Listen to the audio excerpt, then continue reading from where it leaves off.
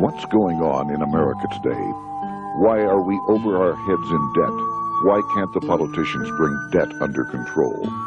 Why are so many people, often both parents now, working at low-paying, dead-end jobs and still making do with less? What's the future of the American economy and way of life? Why does the government tell us inflation is low when the buying power of our paychecks is declining at an alarming rate? Only a generation ago, bread was a quarter, and you could get a new car for $19.95. The problem is that since 1864, we've had a debt-based banking system. All our money is based on government debt. We cannot extinguish government debt without extinguishing our money supply. That's why talk of paying off the national debt without reforming our banking system is an impossibility. That's why the solution does not lie in discussing the size of the national debt, rather it lies in reforming our banking system. This is the Federal Reserve headquarters in Washington. It sits on this very impressive address, right on Constitution Avenue, right across from the Lincoln Memorial. But is it federal? Is it really part of the United States government? Well, what we're about to show you is that there's nothing federal about the Federal Reserve, and there are no reserves. The name is a deception created back before the Federal Reserve Act was passed in 1913 to make Americans think that America's central bank operates in the public interest. The truth is that the Federal Reserve is a private bank owned by private stockholders and run purely for their private profit. That's exactly correct. The Fed is a privately owned for-profit corporation which, again, has no reserves, at least no reserves available to back up the Federal Reserve notes, which is our common currency. Oh, absolutely. The Federal Reserve is neither federal and has doubtful reserves. It's a private bank that is owned by member banks. And it was chartered under the guise of deceit by an act of Congress in 1913. If there's still any doubt whether the Federal Reserve is a part of the U.S. government, check your local telephone book. In most cities, it is not listed in the blue government pages. It is listed in the business white pages right next to Federal Express, another private company. But more directly, U.S. courts have ruled time and time again that the Fed is a private corporation. Why can't Congress do something about the Fed? Most members of Congress just don't understand the system, and the few who do are afraid to speak up. For example, initially a veteran congressman from Chicago asked us if he could be interviewed for this video.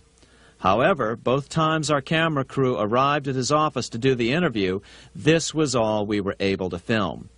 The congressman never appeared, and eventually decided he no longer wanted to participate. But a few others in Congress have been bolder over the years. Here are 3 quick examples.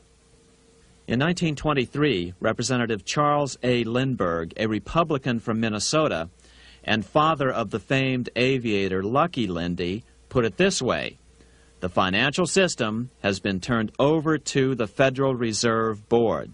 That board administers the finance system by authority of a purely profiteering group.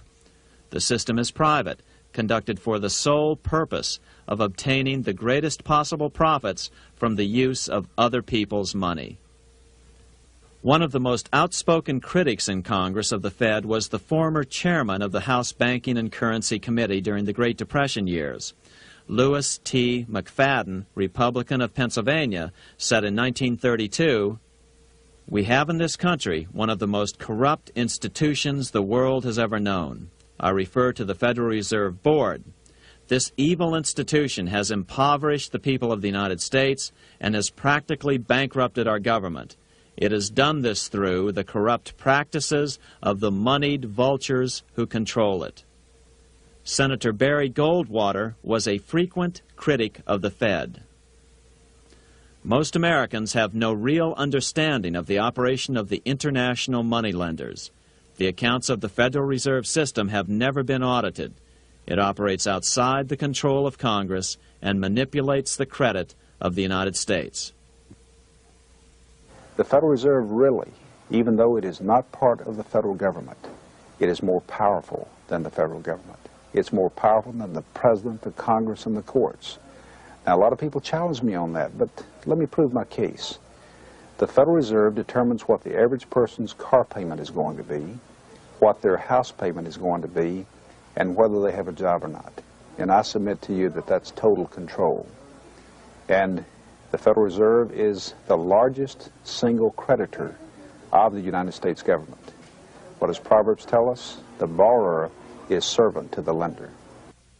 What one has to understand is that from the day the Constitution was adopted right up to today, the folks who profit from privately owned central banks, as Madison called them, the money changers, have fought a running battle for control over who gets to print America's money. Why is who prints the money so important?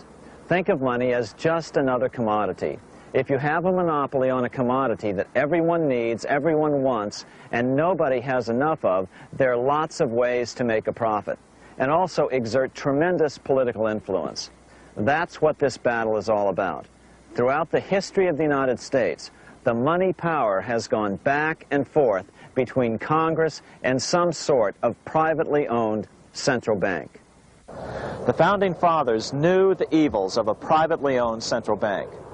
First of all, they had seen how the privately owned British central bank, the Bank of England, had run up the British national debt to such an extent that Parliament had been forced to place unfair taxes on the American colonies. In fact, as we'll see later, Ben Franklin claimed that this was the real cause of the American Revolution. Most of the Founding Fathers realized the potential dangers of banking and feared bankers' accumulation of wealth and power. Jefferson put it this way: I sincerely believe that banking institutions are more dangerous to our liberties than standing armies. The issuing power should be taken from the banks and restored to the people to whom it properly belongs. That succinct statement of Jefferson is, in fact, the solution to all our economic problems today. It bears repeating.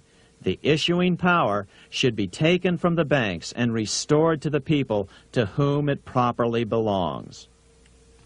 James Madison, the main author of the Constitution, agreed. Interestingly, he called those behind the central bank scheme money changers. Madison strongly criticized their actions.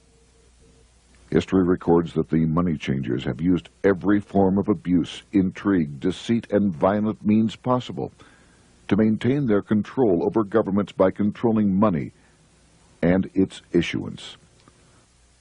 The battle over who gets to issue our money has been the pivotal issue throughout the history of the United States. Wars are fought over it, depressions are caused to acquire it.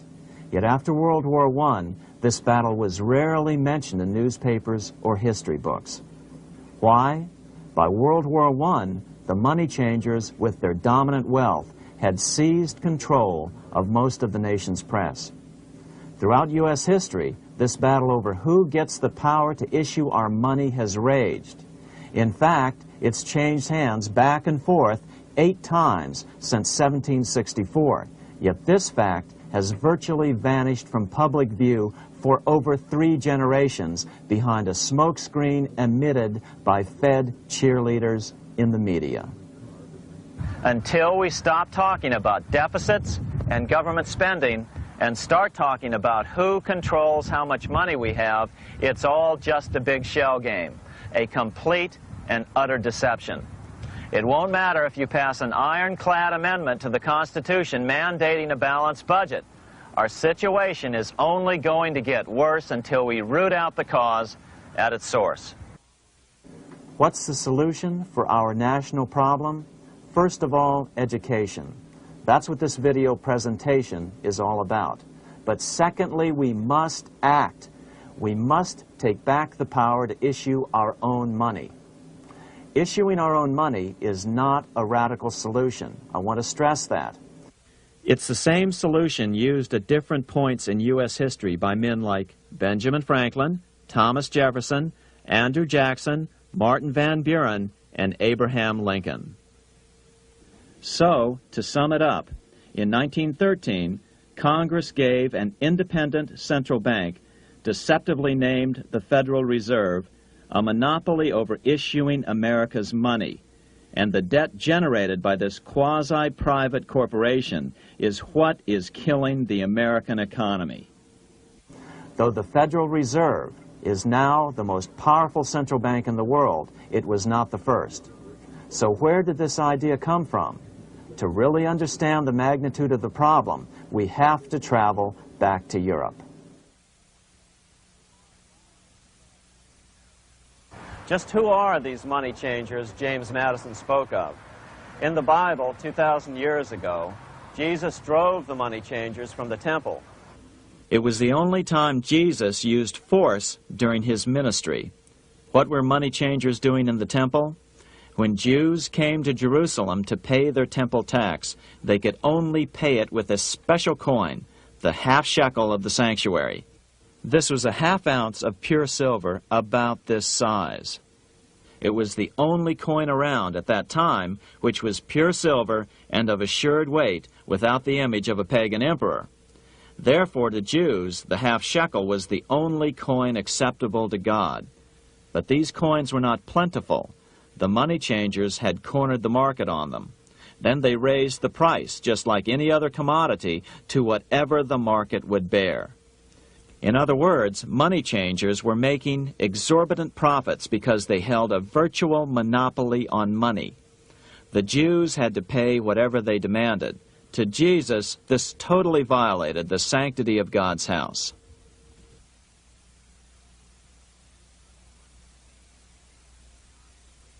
But the money-changing scam did not originate in Jesus' day. 200 years before Christ, Rome was having trouble with money changers. 2 early Roman emperors had tried to diminish the power of the money changers by reforming usury laws and limiting land ownership to 500 acres. They were both assassinated. In 48 BC, Julius Caesar took back the power to coin money from the money changers and minted coins for the benefit of all. With this new, plentiful supply of money, he built great public works projects. By making money plentiful, Caesar won the love of the common man. But the money changers hated him. Some believe this was an important factor in Caesar's assassination. One thing is for sure, with the death of Caesar came the demise of plentiful money in Rome. Taxes increased, as did corruption. Just as in the case of America today, usury and debased coin became the rule. Eventually, the Roman money supply was reduced by 90%. As a result, the common people lost their lands and their homes, just as is about to happen soon in America. With the demise of plentiful money, the masses lost confidence in the Roman government and refused to support it. Rome plunged into the gloom of the Dark Ages.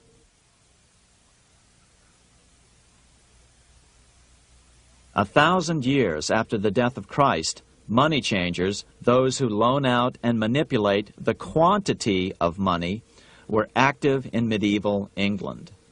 In fact, they were so active that acting together, they could manipulate the entire English economy. These were not bankers per se. The money changers generally were the goldsmiths. They were the first bankers because they started keeping other people's gold for safekeeping in their vaults. The first paper money was merely a receipt for gold left at the goldsmith. Paper money caught on because it was more convenient than carrying around a lot of heavy gold and silver coins. Eventually, goldsmiths noticed that only a small fraction of the depositors ever came in and demanded their gold at any one time. Goldsmiths started cheating on the system.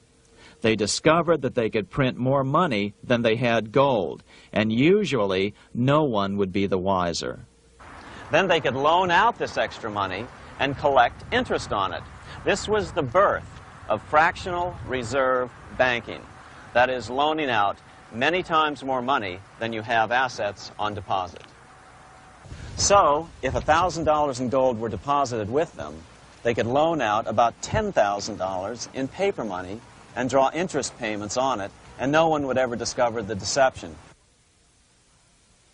By this means, goldsmiths gradually accumulated more and more wealth and used this wealth to accumulate more and more gold.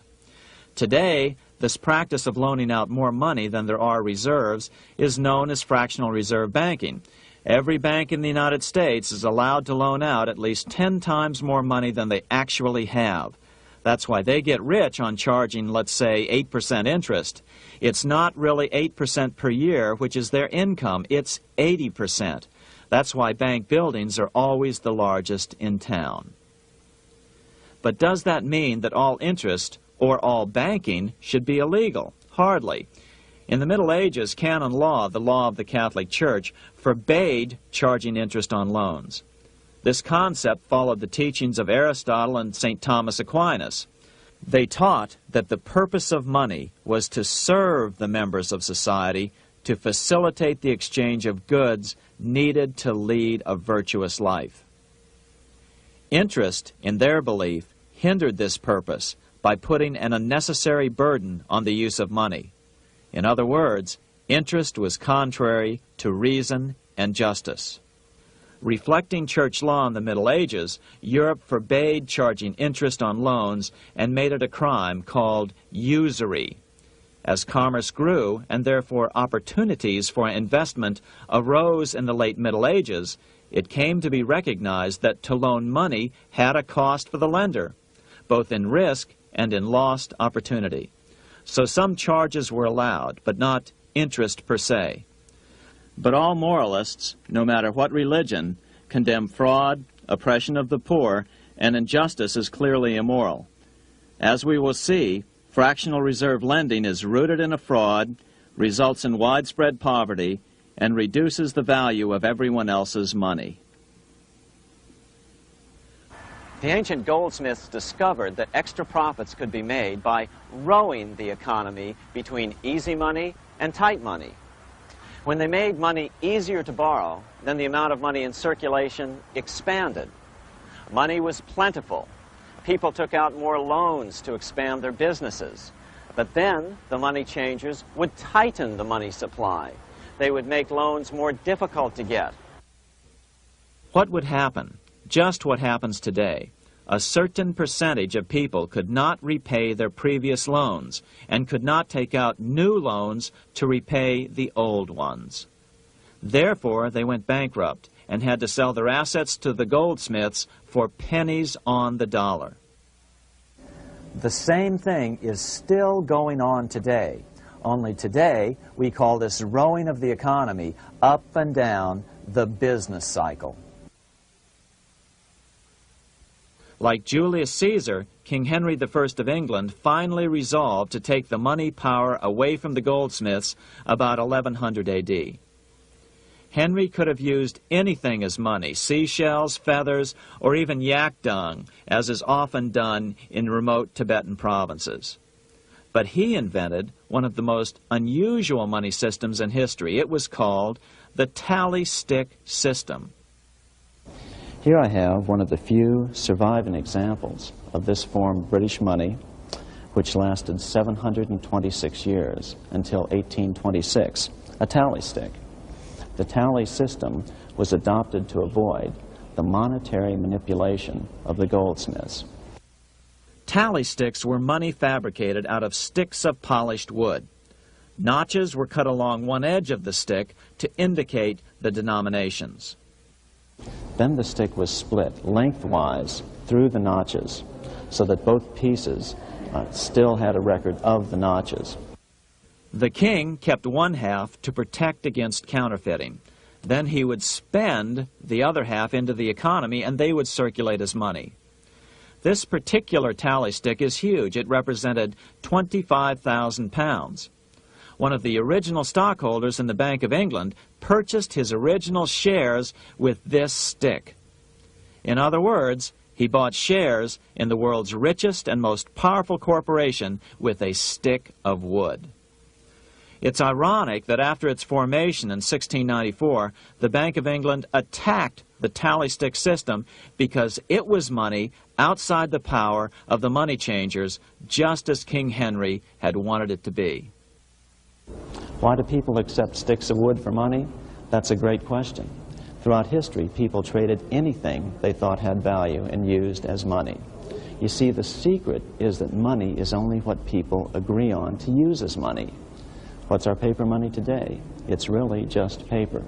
But here's the trick. King Henry ordered that tally sticks had to be used to pay the king's taxes. This built-in demand for tally sticks immediately made them circulate and be accepted as money. And they worked well.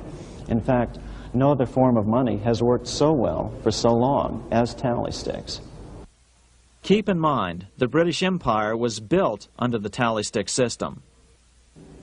The tally stick system succeeded despite the fact that the money changers constantly attacked it by offering the metal coin system as competition. In other words, metal coins never went completely out of circulation, but tally sticks hung on because they were good for the payment of taxes. Finally, in the 1500s, King Henry VIII relaxed the laws concerning usury, and the money changers wasted no time reasserting themselves. They quickly made their gold and silver money plentiful for a few decades. But when Queen Mary took the throne and tightened the usury laws again, the money changers renewed the hoarding of gold and silver coins, forcing the economy to plummet.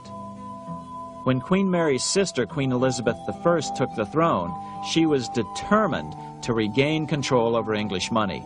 Her solution was to issue gold and silver coins from the public treasury and take the control over the money supply away from the money changers. Although control over money was not the only cause of the English Revolution in 1642, religious differences fueled the conflict. Monetary policy played a major role. Financed by the money changers, Oliver Cromwell finally overthrew King Charles, purged the Parliament, and put the king to death. The money changers were immediately allowed to consolidate their financial power. The result was that for the next 50 years, the money changers plunged Great Britain into a series of costly wars. They took over a square mile of property in the center of London, known as the City of London. This area today is still known as one of the 3 predominant financial centers of the world. Conflicts with the Stuart kings led the money changers in England to combine with those in the Netherlands to finance the invasion of William of Orange, who overthrew the Stuarts in 1688 and took the English throne.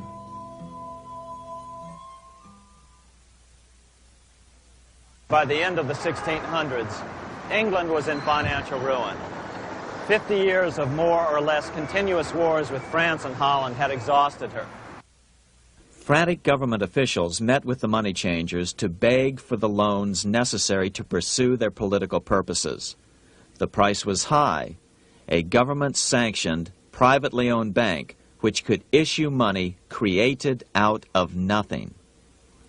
It was to be the modern world's first privately owned central bank, the Bank of England. Although it was deceptively called the Bank of England to make the general population think it was part of the government, it was not. Like any other private corporation, the Bank of England sold shares to get started. The investors, whose names were never revealed, were supposed to put up £1.25 million British pounds in gold coin to buy their shares in the bank, but only £750,000 was ever received. Despite that, the bank was duly chartered in 1694 and started out in the business of loaning out several times the money it supposedly had in reserves, all at interest. In exchange, the new bank would loan British politicians as much of the new currency as they wanted, as long as they secured the debt by direct taxation of the British people. So, legalization of the Bank of England amounted to nothing less than legal counterfeiting of a national currency for private gain. Unfortunately, nearly every nation now has a privately controlled central bank using the Bank of England as the basic model. Such is the power of these central banks that they soon take total control over a nation's economy. It soon amounts to nothing but a plutocracy, ruled by the rich. It would be like putting control of the army in the hands of the mafia. The danger of tyranny would be extreme. Yes, we need central banks. No, we do not need them in private hands. The central bank scam is really a hidden tax. The nation sells bonds to the central bank to pay for things it does not have the political will to raise taxes to pay for. But the bonds are purchased with money the central bank creates out of nothing. More money in circulation makes your money worth less. The government gets as much money as it needs, and the people pay for it in inflation. The beauty of the plan is that not one person in 1,000 can figure it out because it's usually hidden behind complex-sounding economics gibberish. With the formation of the Bank of England, the nation was soon awash in money. Prices throughout the country doubled. Massive loans were granted for just about any wild scheme. One venture proposed to drain the Red Sea to recover gold supposedly lost when the Egyptian army drowned pursuing Moses and the Israelites. By 1698, government debt grew from the initial £1.25 million to £16 million. Naturally, taxes were increased and then increased again to pay for all of this. With the British money supply firmly in their grip, the British economy began a wild roller coaster series of booms and depressions, exactly the sort of thing a central bank claims it is determined to prevent. There are two things which I think are intrinsic not just to the Bank of England but to central banking generally. The first is an involvement in the formulation of monetary policy with the specific objective of achieving monetary stability. However, since the Bank of England took control, the British pound has rarely been stable. Now let's take a look at the role of the Rothschild family, the family said to be the wealthiest in the world.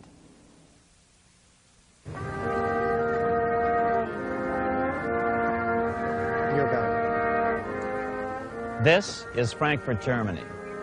50 years after the Bank of England opened its doors, a goldsmith named Amschel Moses Bauer opened a coin shop, a counting house, in 1743. And over the door he placed a sign depicting a Roman eagle on a red shield. The shop became known as the Red Shield Firm, or in German, Rothschild. When his son, Amschel Meyer Bauer, inherited the business, he decided to change his name to Rothschild. Amschel soon learned that loaning money to governments and kings was more profitable than loaning to private individuals. Not only were the loans bigger, but they were secured by the nation's taxes. Mayer Rothschild had 5 sons. He trained them all in the skills of money creation, then sent them out to the major capitals of Europe to open branch offices of the family banking business. His first son, Amschel Meyer, stayed in Frankfurt to mind the hometown bank. His second son, Solomon, was sent to Vienna. His third son, Nathan, was clearly the most clever. He was sent to London at age 21 in 1798, 100 years after the founding of the Bank of England. His fourth son, Karl, went to Naples, and his fifth son, Jacob, went to Paris.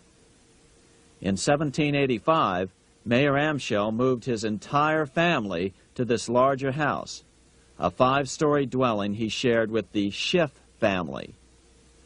This house was known as the Green Shield. The Rothschilds and the Schiffs would play a central role in the rest of European financial history and in that of the United States. The Rothschilds broke into dealings with European royalty here at Wilhelmshof, the palace of the wealthiest man in Germany, in fact, the wealthiest monarch in all Europe, Prince William of Hesse-Kassel. At first, the Rothschilds were only helping William speculate in precious coins. But when Napoleon chased Prince William into exile, he sent £550,000, a gigantic sum at that time, to Nathan Rothschild in London with instructions for him to buy consols, British government bonds, also called government stock. But Rothschild used the money for his own purposes. With Napoleon on the loose, the opportunities of wartime investments were nearly limitless. William returned here sometime prior to the Battle of Waterloo in 1815. He summoned Rothschild and demanded his money back. The Rothschilds returned William's money with the interest the British consuls would have paid him had the investment actually been made.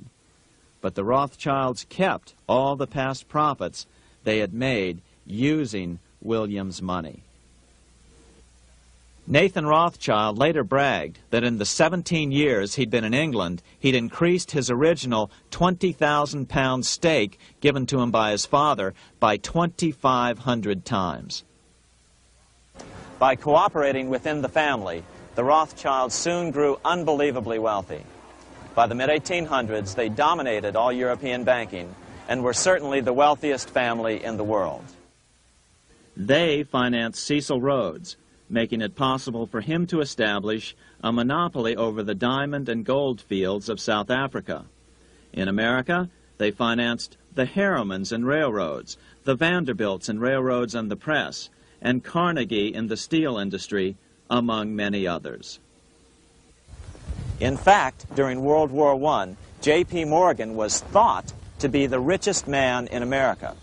But after his death, it was discovered that he was actually only a lieutenant of the Rothschilds. Once Morgan's will was made public, it was discovered that he owned only 19% of J.P. Morgan companies. By 1850, James Rothschild, the heir of the French branch of the family, was said to be worth 600 million French francs, 150 million more than all the other bankers in France put together. He built this mansion called Ferrier, just east of Paris. Wilhelm I, on seeing it, exclaimed, "Kings couldn't afford this. It could only belong to a Rothschild." Another 19th century French commentator put it this way: "There is but one power in Europe, and that is Rothschild." There is no evidence that their predominant standing in European or world finance has changed. Now let's take a look at the results the Bank of England had produced on the British economy and how that later was the root cause of the American Revolution.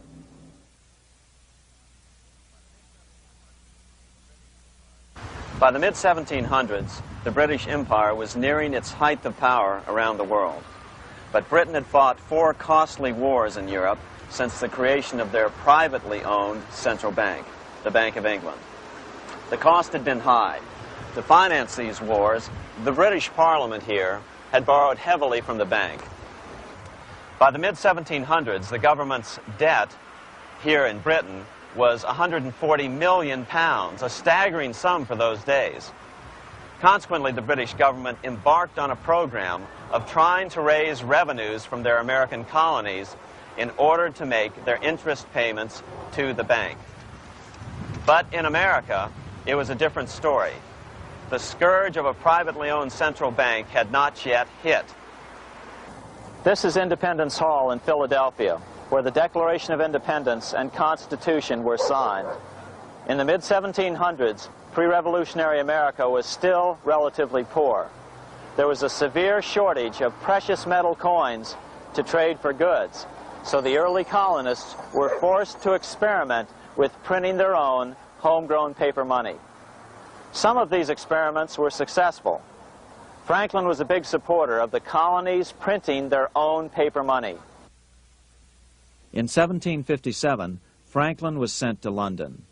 He ended up staying for the next 18 years here, nearly until the start of the American Revolution. During this period, the American colonies began to issue their own money. Called colonial scrip, the endeavor was very successful. It provided a reliable medium of exchange, and it also helped to provide a feeling of unity between the colonies. Remember, colonial scrip was just paper money, debt-free money, printed in the public interest, and not backed by gold or silver coin. In other words, it was a totally fiat currency. One day, officials of the Bank of England asked Franklin how he would account for the newfound prosperity of the colonies. Without hesitation, he replied, "That is simple. In the colonies, we issue our own money. It is called colonial scrip. We issue it in proper proportion to the demands of trade and industry to make the products pass easily from the producers to the consumers. In this manner, creating for ourselves our own paper money, we control its purchasing power, and we have no interest to pay to no one." This was just common sense to Franklin, but you can imagine the impact it had on the Bank of England. America had learned the secret of money, and that genie had to be returned to its bottle as soon as possible.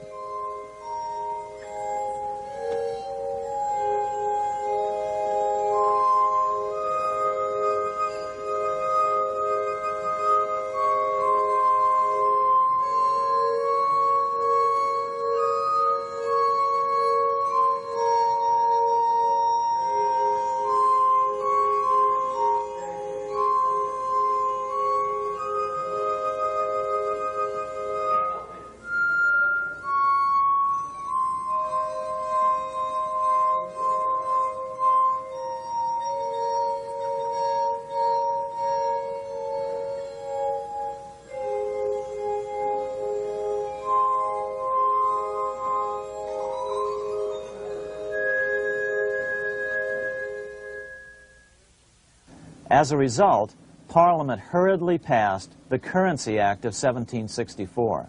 This prohibited colonial officials from issuing their own money and ordered them to pay all future taxes in gold or silver coins.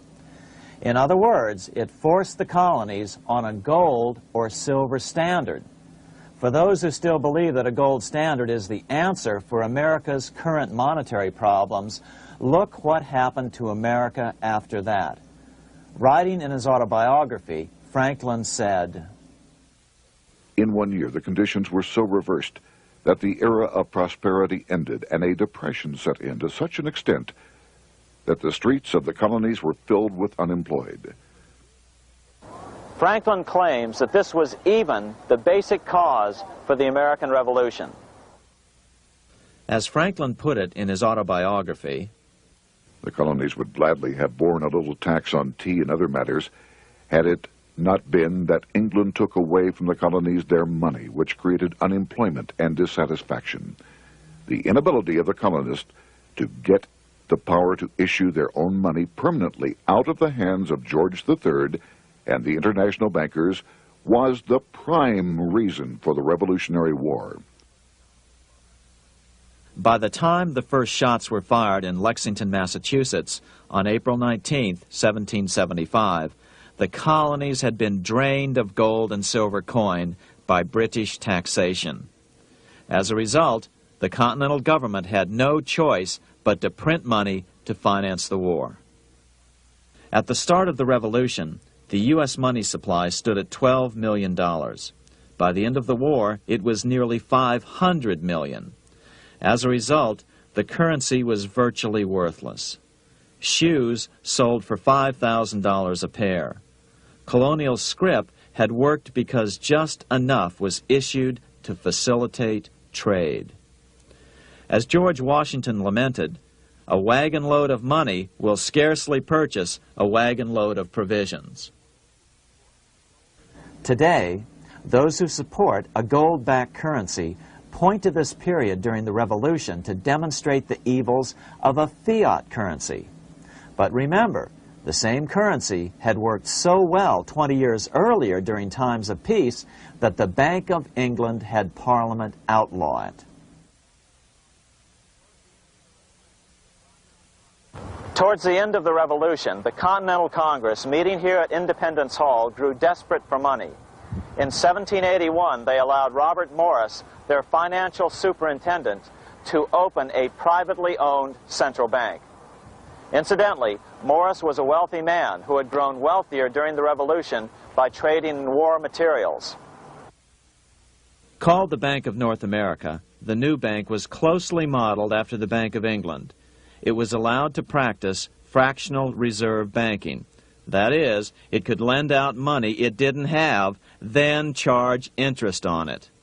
If you or I were to do that, we would be charged with fraud, a felony.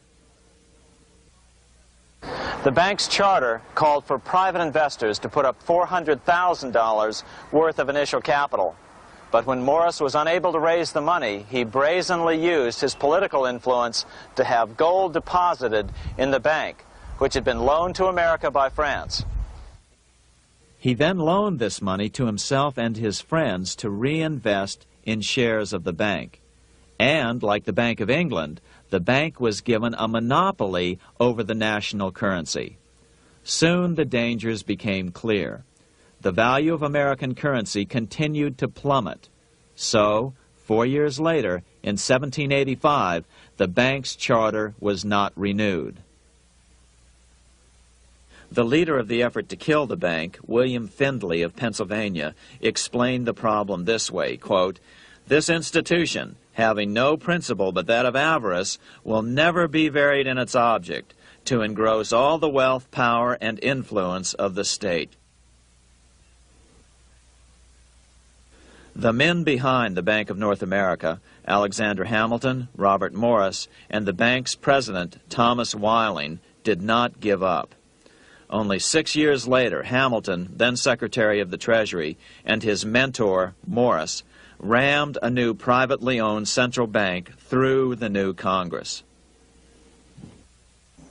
Called the first bank of the United States, Thomas Whiling again served as the bank's president. The players were the same, only the name of the bank was changed.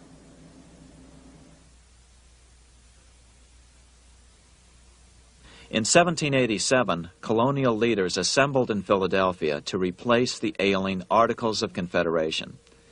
As we saw earlier, both Thomas Jefferson and James Madison were unalterably opposed to a privately owned central bank.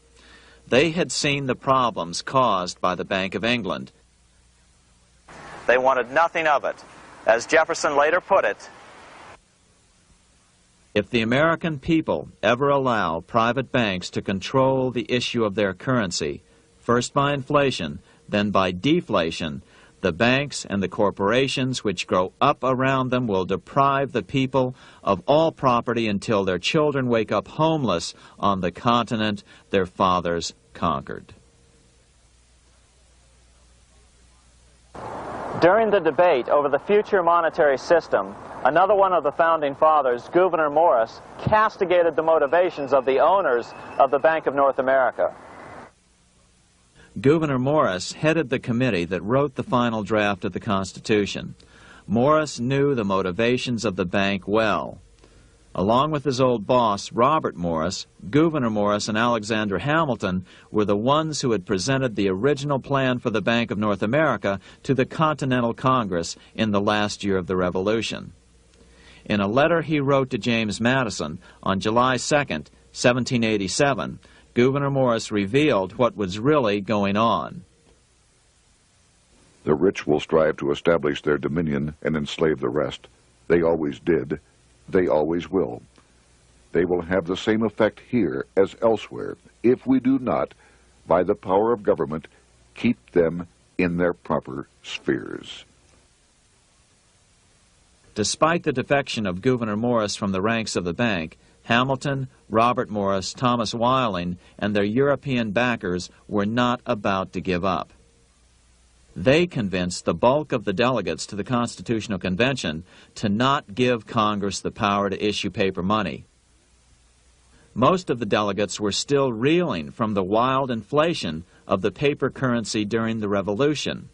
They had forgotten how well colonial scrip had worked before the war. But the Bank of England had not. The money changers could not stand to have America printing her own money again. So the Constitution is silent on the matter. This grievous defect left the door wide open for the money changers, just as they had planned.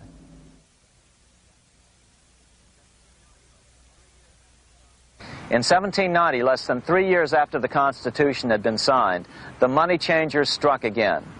The newly appointed first Secretary of the Treasury, Alexander Hamilton, proposed a bill to the Congress calling for a new, privately owned central bank. Coincidentally, that was the very year that Amschel Rothschild made his pronouncement from his flagship bank in Frankfurt.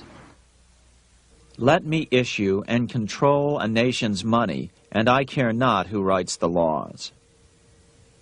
Alexander Hamilton was a tool of the international bankers, and he wanted to create the U.S. Bank, the BUS, or the Bank of the United States, and did so.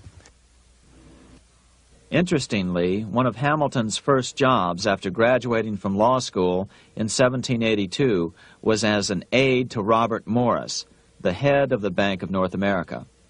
In fact, the year before, Hamilton had written Morris a letter saying, "A national debt, if it is not excessive, will be to us a national blessing." A blessing to whom? After a year of intense debate, in 1791, Congress passed the bill and gave it a 20-year charter. The new bank was to be called the First Bank of the United States, or BUS. Here we are in front of the First Bank of the United States in Philadelphia. The bank was given a monopoly on printing U.S. currency, even though 80% of its stock would be held by private investors. The other 20% would be purchased by the U.S. government. But the reason was not to give the government a piece of the action. It was to provide the capital for the other 80% owners. As with the old Bank of North America and the Bank of England before that, the stockholders never paid the full amount for their shares. The U.S. government put up their initial $2 million in cash. Then the bank, through the old magic of fractional reserve lending, made loans to its charter investors so they could come up with the remaining $8 million of capital needed for this risk-free investment. Like the Bank of England, the name of the Bank of the United States was deliberately chosen to hide the fact that it was privately controlled. And like the Bank of England, the names of the investors in the bank were never revealed. Many years later, it was a common saying that the Rothschilds were the power behind the old Bank of the United States. The bank was sold to Congress as a way to bring stability to the banking system and eliminate inflation. So what happened? Over the first 5 years, the U.S. government borrowed $8.2 million from the Bank of the United States. In the same 5-year period, prices rose by 72%. Jefferson, as the new Secretary of State, watched the borrowing with sadness and frustration, unable to stop it. I wish it were possible to obtain a single amendment to our Constitution, taking from the federal government the power of borrowing. Millions of Americans feel the same way today. They watch in helpless frustration as the federal government borrows the American economy into oblivion. So, although it was called the First Bank of the United States, it was not the first attempt at a privately owned central bank in this country. As with the Bank of North America, the government put up most of the cash to get this private bank going, then the bankers loaned the money to each other to buy the remaining stock in the bank. It was a scam, plain and simple, and they wouldn't be able to get away with it for long. But first, we have to travel back to Europe to see how a single man was able to manipulate the entire British economy by obtaining the first news of Napoleon's final defeat.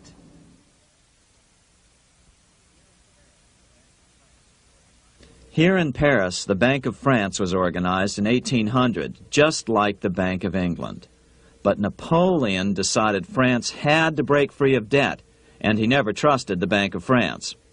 He declared that when a government is dependent upon bankers for money, the bankers, not the leaders of the government, are in control. The hand that gives is above the hand that takes. Money has no motherland. Financiers are without patriotism and without decency. Their sole object is gain. Back in America, unexpected help was about to arrive. In 1800, Thomas Jefferson narrowly defeated John Adams to become the third president of the United States. By 1803, Jefferson and Napoleon had struck a deal. The U.S. would give Napoleon $3 million in gold in exchange for a huge chunk of territory west of the Mississippi River, the Louisiana Purchase. With that $3 million, Napoleon quickly forged an army and set off across Europe, conquering everything in his path. But the Bank of England quickly rose to oppose him. They financed every nation in his path, reaping the enormous profits of war. Prussia, Austria, and finally Russia all went heavily into debt in a futile attempt to stop Napoleon. 4 years later, with the main French army in Russia, 30-year-old Nathan Rothschild, the head of the London office of the Rothschild family, personally took charge of a bold plan to smuggle a much-needed shipment of gold right through France to finance an attack by the Duke of Wellington from Spain. Nathan later bragged at a dinner party in London that it was the best business he'd ever done. Little did he know that he would do much better business in the near future. Wellington's attacks from the south and other defeats eventually forced Napoleon to abdicate, and Louis XVIII was crowned king. Napoleon was exiled to Elba, a tiny island off the coast of Italy, supposedly exiled from France forever. While Napoleon was in exile on Elba, temporarily defeated by England with the financial help of the Rothschilds, America was trying to break free of its central bank as well.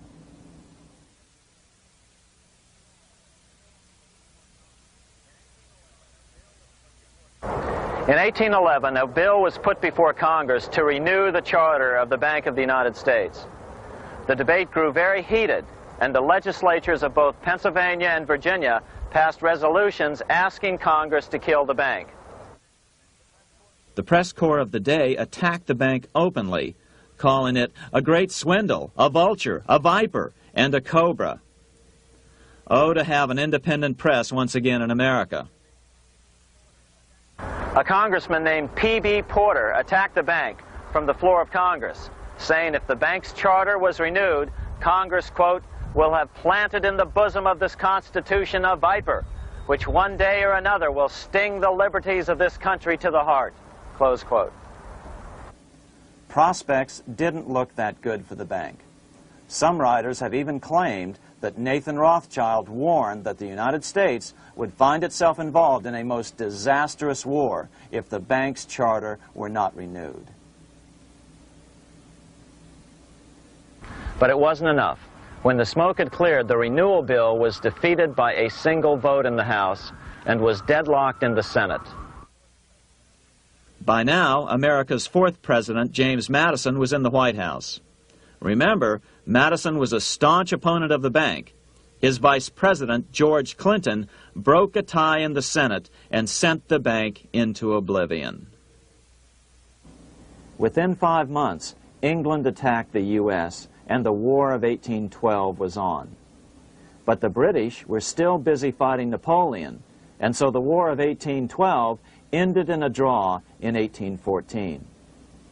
Though the money changers were temporarily down, they were far from out.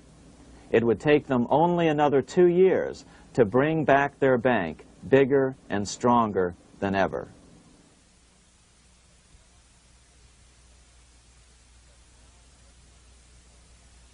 But now let's return to Napoleon, because nothing else in history more aptly demonstrates the ingenuity of the Rothschild family than their control of the British stock market after Waterloo. In 1815, a year after the end of the War of 1812 in America, Napoleon escaped his exile and returned to Paris. French troops were sent out to capture him, but such was his charisma that the soldiers rallied around their old leader and hailed him as their emperor once again. In March of 1815, Napoleon equipped an army which Britain's Duke of Wellington defeated less than 90 days later at Waterloo. Some writers claim Napoleon borrowed £5 million from the Bank of England to rearm. But it appears these funds actually came from the Ouvard banking house in Paris. Nevertheless, from about this point on, it was not unusual for privately controlled central banks to finance both sides in a war. Why would a central bank finance opposing sides in a war? Because war is the biggest debt generator of them all. A nation will borrow any amount for victory. The ultimate loser is loaned just enough to hold out the vain hope of victory, and the ultimate winner is given enough to win. Besides, such loans are usually conditioned upon the guarantee that the victor will honor the debts of the vanquished.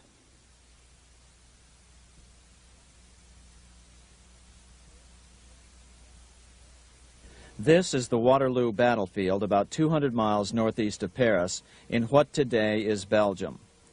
Here Napoleon suffered his final defeat, but not before thousands of French and Englishmen gave their lives on a steamy summer day in July of 1815. Right over there, on June 18, 1815, 74,000 French troops met 67,000 troops from Britain and other European nations. The outcome was certainly in doubt. In fact, had Napoleon attacked a few hours earlier, he would probably have won the battle. But no matter who won or lost, back in London, Nathan Rothschild planned to use the opportunity to try to seize control over the British stock and bond market and possibly even the Bank of England. Rothschild stationed a trusted agent, a man named Rothworth, on the north side of the battlefield, closer to the English Channel. Once the battle had been decided, Rothworth took off for the Channel. He delivered the news to Nathan Rothschild a full 24 hours before Wellington's own courier. Rothschild hurried to the stock market and took up his usual position in front of an ancient pillar. All eyes were on him. The Rothschilds had a legendary communications network. If Wellington had been defeated and Napoleon was loose on the continent again, Britain's financial situation would become grave indeed. Rothschild looked saddened. He stood there motionless, eyes downcast. Then suddenly he began selling. Other nervous investors saw that Rothschild was selling. It could only mean one thing. Napoleon must have won, Wellington must have lost. The market plummeted. Soon everyone was selling their consols, their British government bonds, and prices dropped sharply. But then Rothschild started secretly buying up the consols through his agents for only a fraction of their worth hours before. Myths, legends, you say? 100 years later, the New York Times ran a story which said that Nathan's grandson had attempted to secure a court order to suppress a book with this stock market story in it. The Rothschild family claimed the story was untrue and libelous, but the court denied the Rothschilds' request and ordered the family to pay all court costs. What's even more interesting about this story is that some authors claim that the day after the Battle of Waterloo, in a matter of hours, Nathan Rothschild came to dominate not only the bond market, but the Bank of England as well. Whether or not the Rothschild family seized control of the Bank of England, the first privately owned central bank in a major European nation and the wealthiest, one thing is certain. By the mid-1800s, the Rothschilds were the richest family in the world, bar none. They dominated the new government bond markets and branched into other banks and industrial concerns. In fact, the rest of the 19th century was known as the Age of the Rothschilds. Despite this overwhelming wealth, the family has generally cultivated an aura of invisibility. Although the family controls scores of industrial, commercial, mining, and tourist corporations, only a handful bear the Rothschild name.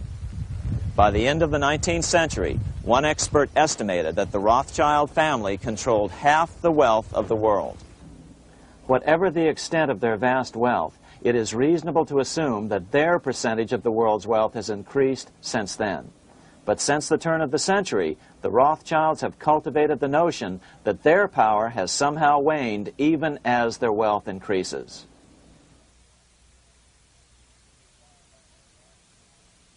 Meanwhile, back in Washington in 1816, just 1 year after Waterloo and Rothschild's alleged takeover of the Bank of England, the American Congress passed a bill permitting yet another privately owned central bank. This bank was called the Second Bank of the United States. The new bank's charter was a copy of the previous banks. The U.S. government would own 20% of the shares of the bank. Of course, the federal share was paid by the Treasury up front into the bank's coffers. Then, through the magic of fractional reserve lending, it was transformed into loans to private investors who then bought the remaining 80% of the shares. Just as before, the primary stockholders remained a secret. But it is known that the largest block of shares, about 1/3 of the total, were sold to foreigners. As one observer put it, it is certainly no exaggeration to say that the Second Bank of the United States was rooted as deeply in Britain as it was in America. So, by 1816, some authors claim the Rothschilds had taken control over the Bank of England and backed a new, privately owned central bank in America as well.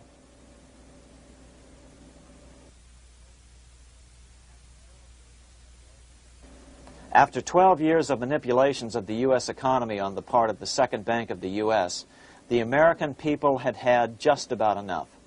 Opponents of the bank nominated a dignified senator from Tennessee, Andrew Jackson, the hero of the Battle of New Orleans, to run for president. This is his home, the Hermitage. No one gave Jackson a chance initially. The bank had long ago learned how the political process could be controlled with money.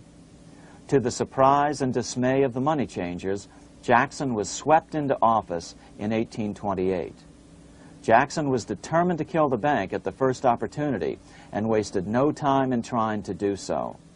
But the bank's 20-year charter didn't come up for renewal until 1836, the last year of his second term, if he could survive that long. During his first term, Jackson contented himself with rooting out the bank's many minions from government service. He fired 2,000 of the 11,000 employees of the federal government. In 1832, with his re-election approaching, the bank struck an early blow, hoping Jackson would not want to stir up controversy. They asked Congress to pass a renewal bill 4 years early. Naturally, Congress complied, then sent it to the president for signing. But Jackson weighed in with both feet. Old Hickory, never a coward, vetoed the bill. His veto message is one of the great American documents.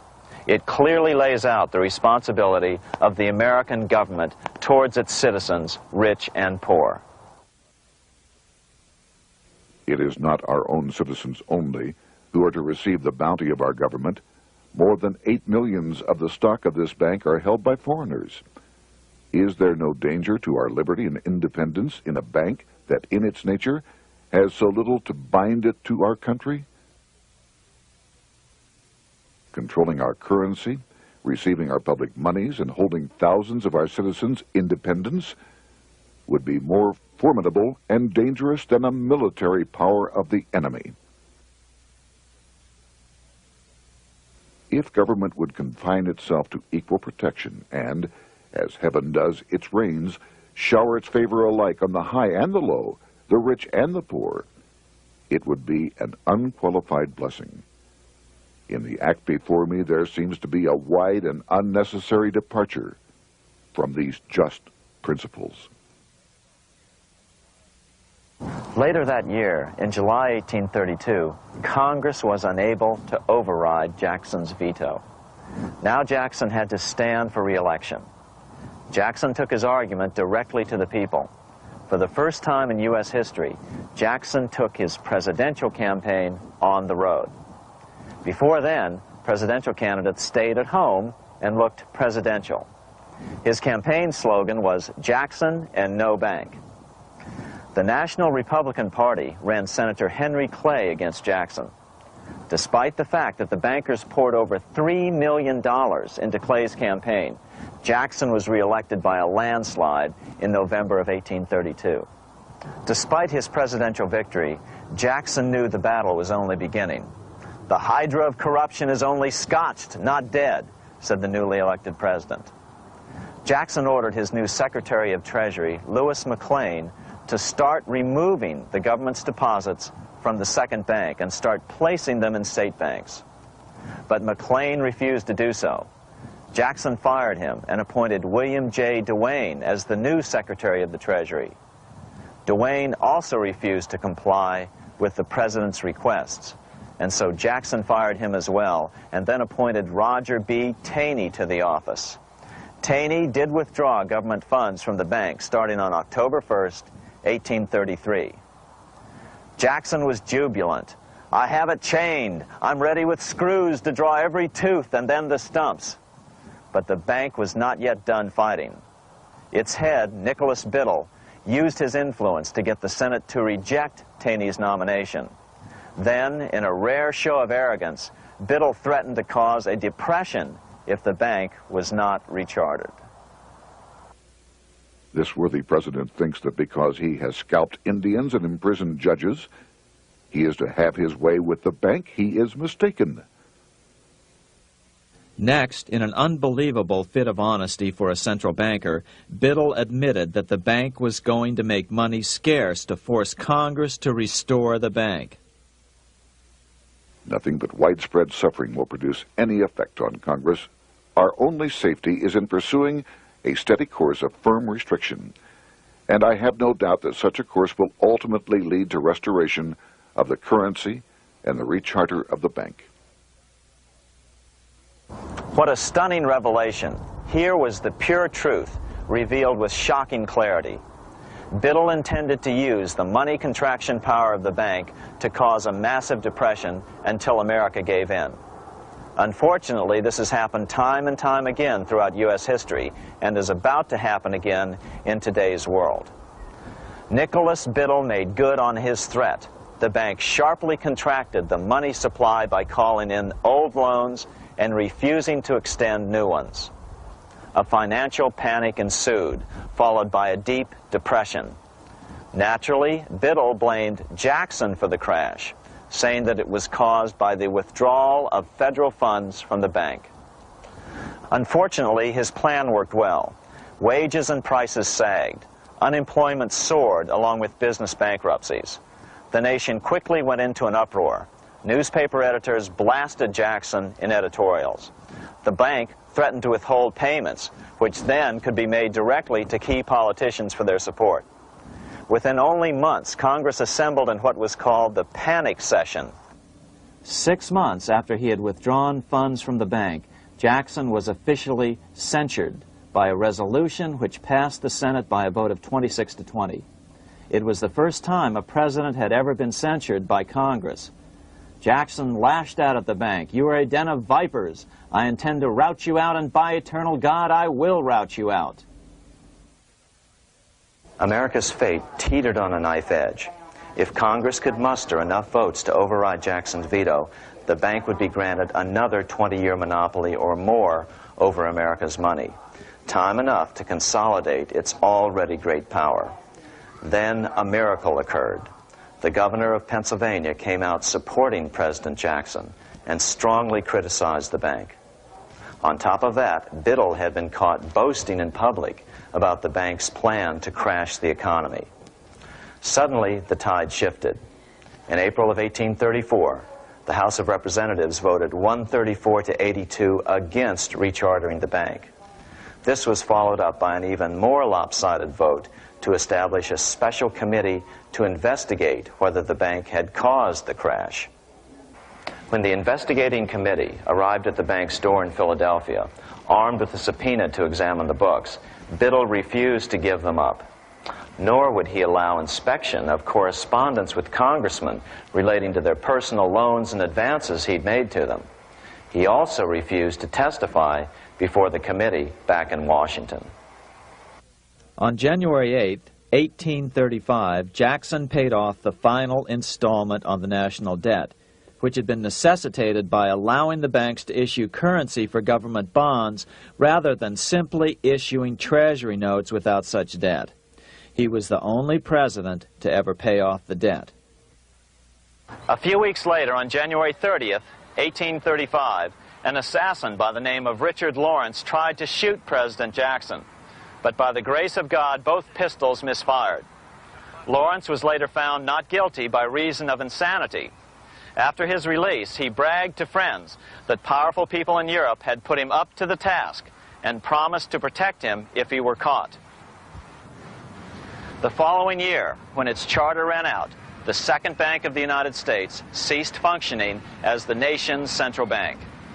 Biddle was later arrested and charged with fraud. He was tried and acquitted, but died shortly thereafter while still tied up in civil suits. After his second term as president, Jackson retired here to the Hermitage outside of Nashville to live out his life. He is still remembered here for his determination to kill the bank. In fact, he killed it so well that it took the money changers 77 years to undo the damage. When asked what his most important accomplishment had been, Jackson replied, "I killed the bank." Unfortunately, even Jackson failed to grasp the entire picture and its root cause. Although Jackson had killed the central bank, the most insidious weapon of the money changers, fractional reserve banking, remained in use by the numerous state-chartered banks. This fueled economic instability in the years before the Civil War. Still, the central bankers were out, and as a result, America thrived as it expanded westward. During this time, the principal money changers struggled to regain their lost centralized power, but to no avail. Then, finally, they reverted to the old central bankers' formula: war to create debt and dependency.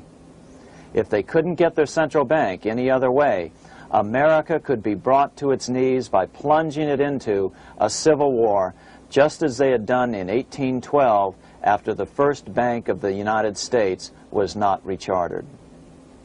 1 month after the inauguration of Abraham Lincoln, the first shots of the American Civil War were fired here at Fort Sumter, South Carolina, on April 12, 1861. Certainly slavery was a cause for the Civil War, but not the primary cause. Lincoln knew that the economy of the South depended upon slavery, and so before the Civil War, he had no intention of eliminating it. Lincoln had put it this way in his inaugural address only 1 month earlier. I have no purpose, directly or indirectly, to interfere with the institution of slavery in the states where it now exists. I believe I have no lawful right to do so, and I have no inclination to do so. Even after the first shots were fired here at Fort Sumter, Lincoln continued to insist that the Civil War was not about the issue of slavery. My paramount objective is to save the Union, and it is not either to save or destroy slavery. If I could save the Union without freeing any slave, I would do it. So what was the Civil War all about? There were many factors at play. Northern industrialists had used protective tariffs to prevent the southern states from buying cheaper European goods. Europe retaliated by stopping cotton imports from the South. The southern states were in a double financial bind. They were forced to pay more for most of the necessities of life, while their income from cotton exports plummeted. The South was angry. But there were other factors at work. The money changers were still stung by America's withdrawal from their control 25 years earlier. Since then, America's wildcat economy had made the nation rich, a bad example for the rest of the world. The central bankers now saw an opportunity to split the rich new nation, to divide and conquer by war. Was this just some sort of wild conspiracy theory at the time? Well, let's take a look at what a well-placed observer of the scene had to say at the time. His name was Otto von Bismarck, Chancellor of Germany, the man who united the German states a few years later. The division of the United States into federations of equal force was decided long before the Civil War by the high financial powers of Europe. These bankers were afraid that the United States, if they remained as one bloc and as one nation, would attain economic and financial independence which would upset their financial domination over the world. Within months after the first shots here at Fort Sumter, the central bankers loaned Napoleon III of France, the nephew of the Waterloo Napoleon, 210 million francs to seize Mexico and station troops along the southern border of the U.S., taking advantage of their war to violate the Monroe Doctrine and return Mexico to colonial rule. No matter what the outcome of the Civil War, a weakened America, heavily indebted to the money changers, would open up Central and South America once again to European colonization and domination. The very thing America's Monroe Doctrine had forbade in 1823. At the same time, Great Britain moved 11,000 troops into Canada and positioned them menacingly along America's northern border. The British fleet went to war alert should their quick intervention be called for. Lincoln knew he was in a double bind. That's why he agonized over the fate of the Union. There was a lot more to it than just differences between the North and the South. That's why his emphasis was always on union and not merely the defeat of the South. But Lincoln needed money to win. In 1861, Lincoln and his Secretary of Treasury, Salmon P. Chase, went to New York to apply for the necessary loans. The money changers, anxious to see the Union fail, offered loans at 24 to 36% interest. Lincoln said thanks, but no thanks, and returned to Washington. Lincoln sent for an old friend, Colonel Dick Taylor of Chicago, and put him on the problem of financing the war. During one meeting, Lincoln asked Taylor what he'd discovered. Taylor put it this way. Why, Lincoln, that is easy. Just get Congress to pass a bill authorizing the printing of full legal tender treasury notes, and pay your soldiers with them, and go ahead and win your war with them also. When Lincoln asked if the people of the United States would accept the notes, Taylor said, "The people, or anyone else, will not have any choice in the matter if you make them full legal tender. They will have the full sanction of the government and be just as good as any money, as Congress is given that express right by the Constitution." So that's exactly what Lincoln did. In 1862-63, he printed up $450 million worth of the new bills. In order to distinguish them from other banknotes in circulation, he printed them in green ink on the back side. That's why the notes were called greenbacks. With this new money, Lincoln paid the troops and bought their supplies. During the course of the war, nearly $450 million worth of greenbacks were printed at no interest to the federal government. Lincoln understood who was really pulling the strings and what was at stake for the American people. This is how he explained his rationale. The government should create, issue, and circulate all the currency and credit needed to satisfy the spending power of the government and the buying power of consumers. The privilege of creating and issuing money is not only the supreme prerogative of government, but it is the government's greatest creative opportunity. By the adoption of these principles, the taxpayers will be saved immense sums of interest.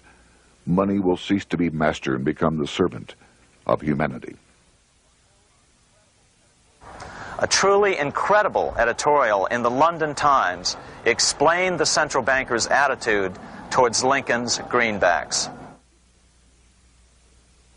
If this mischievous financial policy, which has its origins in North America, shall become indurated down to a fixture, then That government will furnish its own money without cost. It will pay off debts and be without debt. It will have all the money necessary to carry on its commerce. It will become prosperous without precedent in the history of the world. The brains and wealth of all countries will go to North America. That country must be destroyed, or it will destroy every monarchy on the globe.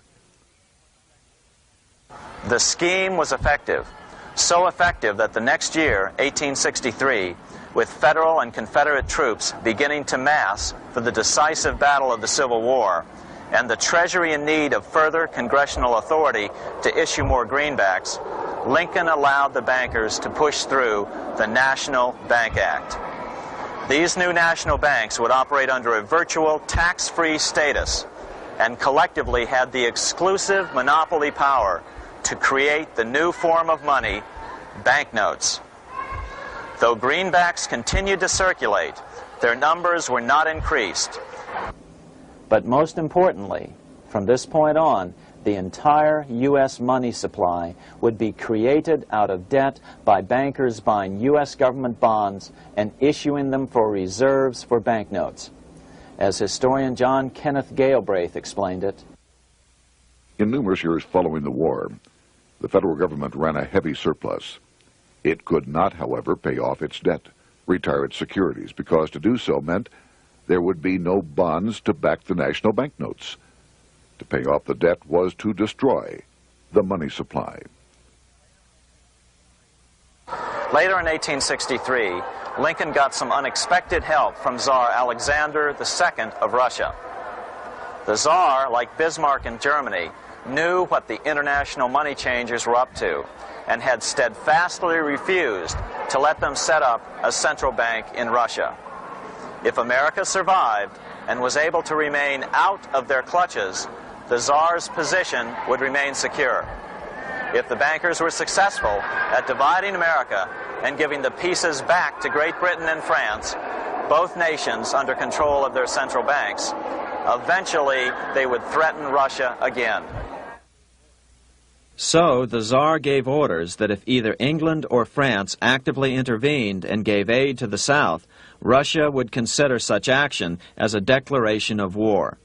He did the same with part of his Pacific Fleet and sent them to port in San Francisco. Lincoln was reelected the next year, 1864. Had he lived, he would surely have killed the national bank's money monopoly extracted from him during the war. On November 21, 1864, he wrote a friend the following. The money power preys upon the nation in times of peace and conspires against it in times of adversity. It is more despotic than monarchy, more insolent than autocracy, more selfish than bureaucracy. Shortly before Lincoln was murdered, his former Secretary of Treasury, Salmon P. Chase, bemoaned his role in helping secure the passage of the National Banking Act only 1 year earlier. My agency in promoting the passage of the National Banking Act was the greatest financial mistake in my life. It has built up a monopoly which affects every interest in the country.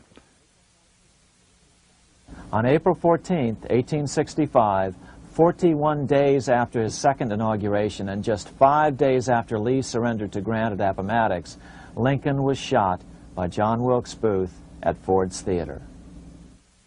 Bismarck, Chancellor of Germany, lamented the death of Abraham Lincoln. The death of Lincoln was a disaster for Christendom. There was no man in the United States great enough to wear his boots. I fear that foreign bankers, with their craftiness and torturous tricks, will entirely corrupt the exuberant riches of America and use it systematically to corrupt modern civilization. They will not hesitate to plunge the whole of Christendom into wars and chaos in order that the earth should become their inheritance. Bismarck well understood the money changers' plan. Allegations that international bankers were responsible for Lincoln's assassination surfaced in Canada 70 years later in 1934. Gerald G. McGeer, a popular and well-respected Canadian attorney, revealed this stunning charge in a 5-hour speech before the Canadian House of Commons, blasting Canada's debt-based money system. Remember, it was 1934, the height of the Great Depression, which was ravaging Canada as well. McGeer had obtained evidence deleted from the public record, provided to him by Secret Service agents at the trial of John Wilkes Booth, after Booth's death. McGeer said it showed that Booth was a mercenary working for the international bankers.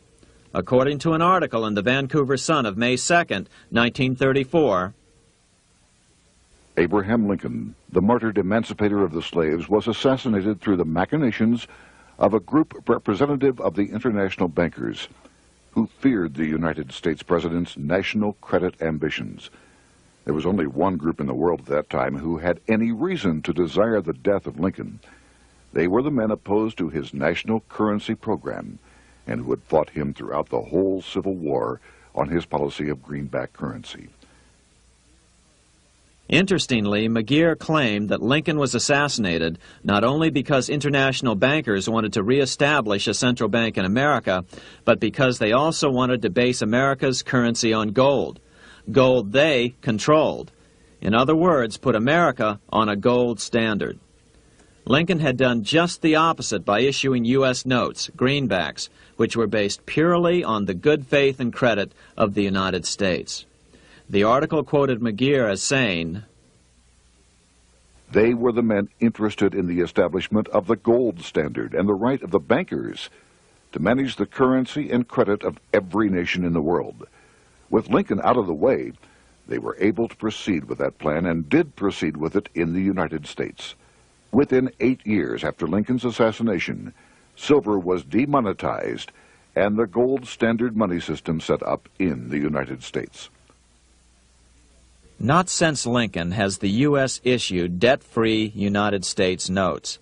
These red-sealed bills, which were issued in 1963, were not a new issue from President Kennedy, but merely the old greenbacks reissued year after year. In another act of folly and ignorance, the 1994 Regal Act actually authorized the replacement of Lincoln's greenbacks with debt-based notes. In other words, greenbacks were in circulation in the United States until 1994. Why was silver bad for the bankers and gold good? Simple. Because silver was plentiful in the United States. It was very hard to control. Gold was, and always has been, scarce. Throughout history, it has been relatively easy to monopolize gold, but silver has historically been 15 times more plentiful.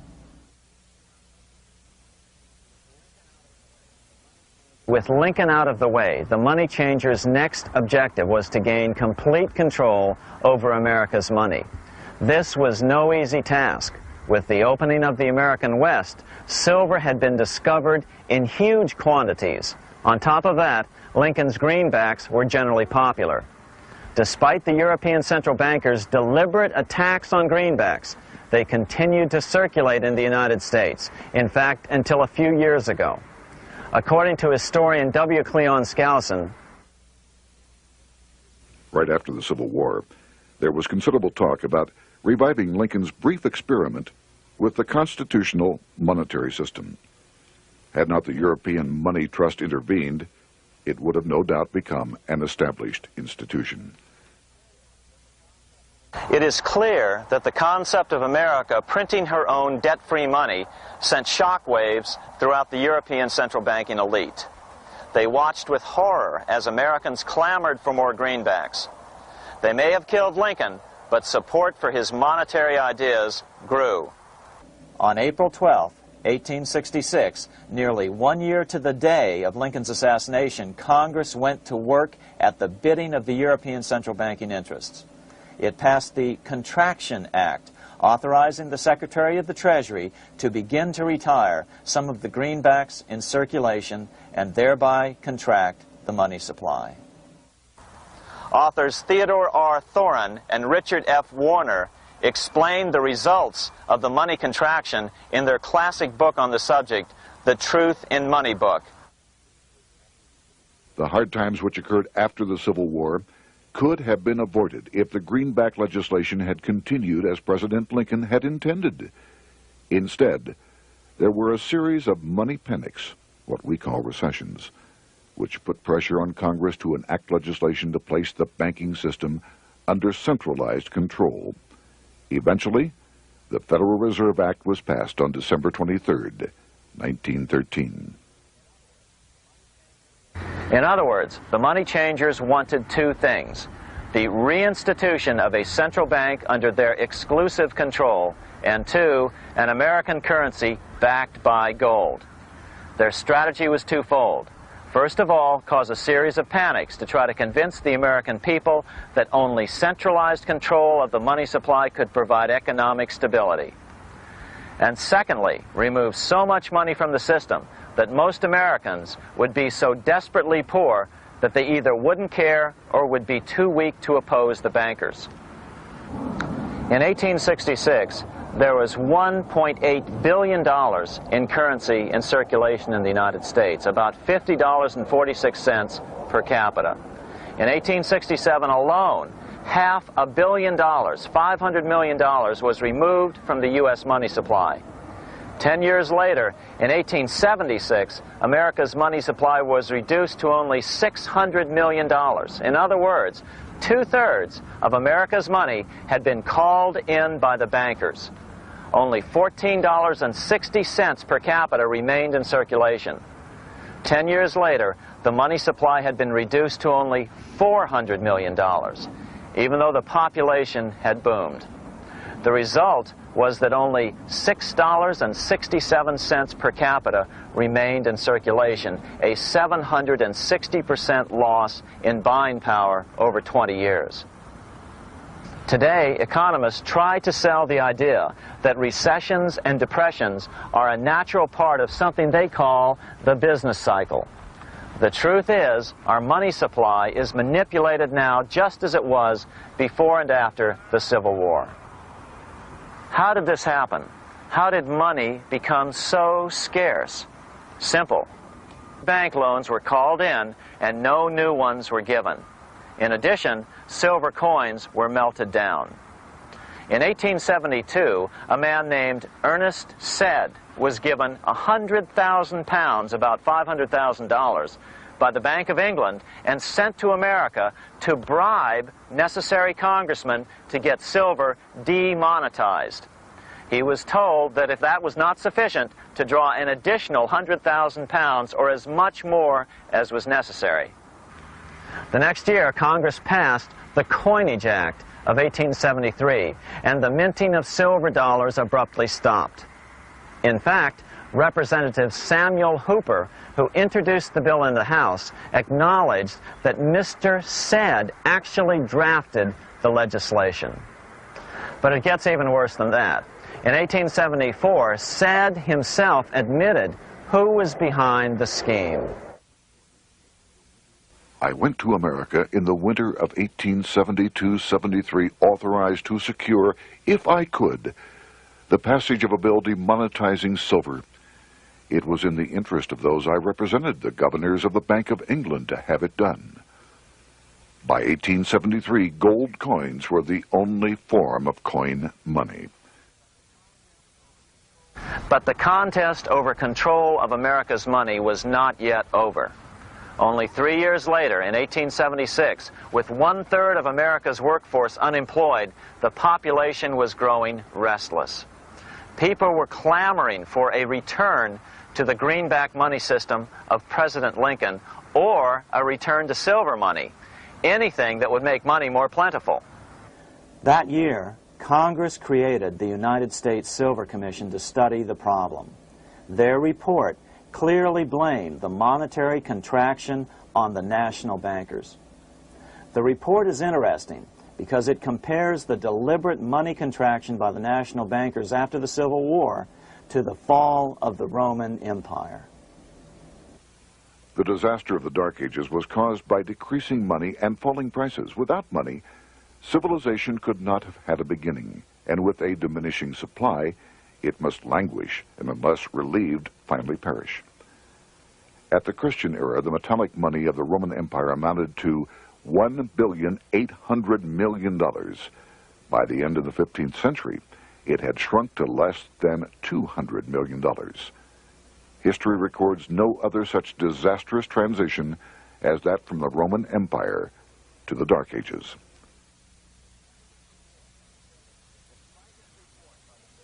Despite this report by the Silver Commission, Congress took no action. The next year, 1877, riots broke out from Pittsburgh to Chicago. The torches of starving vandals lit up the sky. The bankers huddled to decide what to do. They decided to hang on. Now that they were back in control to a certain extent, they were not about to give it up. At the meeting of the American Bankers Association that year, they urged their membership to do everything in their power to put down the notion of a return to greenbacks. The ABA Secretary, James Buell, authored a letter to the members which blatantly called on the banks to subvert not only Congress, but the press. It is advisable to do all in your power to sustain such prominent daily and weekly newspapers, especially the agricultural and religious press, as will oppose the greenback issue of paper money, and that you will also withhold patronage from all applicants who are not willing to oppose the government issue of money. To repeal the act creating banknotes or to restore to circulation the government issue of money will be to provide the people with money and will therefore seriously affect our individual profits as bankers and lenders. See your congressman at once and engage him to support our interest that we may control legislation. As political pressure mounted in Congress for change, the press tried to turn the American people away from the truth. The New York Tribune put it this way on January 10th, 1878. "The capital of the country is organized at last, and we will see whether Congress will dare to fly in its face." But it didn't work entirely. On February 28, 1878, Congress passed the Sherman Law, allowing the minting of a limited number of silver dollars, ending the 5-year hiatus. This did not end gold backing of the currency, however, nor did it completely free silver. Previous to 1873, anyone who brought silver to the U.S. Mint could have it struck into silver dollars free of charge. No longer. But at least some money began to flow back into the economy again. With no further threat to their control, the bankers loosened up on loans, and the post-Civil War depression was finally ended. 3 years later, the American people elected Republican James Garfield president. Garfield understood how the economy was being manipulated. As a congressman, he had been chairman of the Appropriations Committee and was a member of Banking and Currency. After his inauguration, he slammed the money changers publicly in 1881.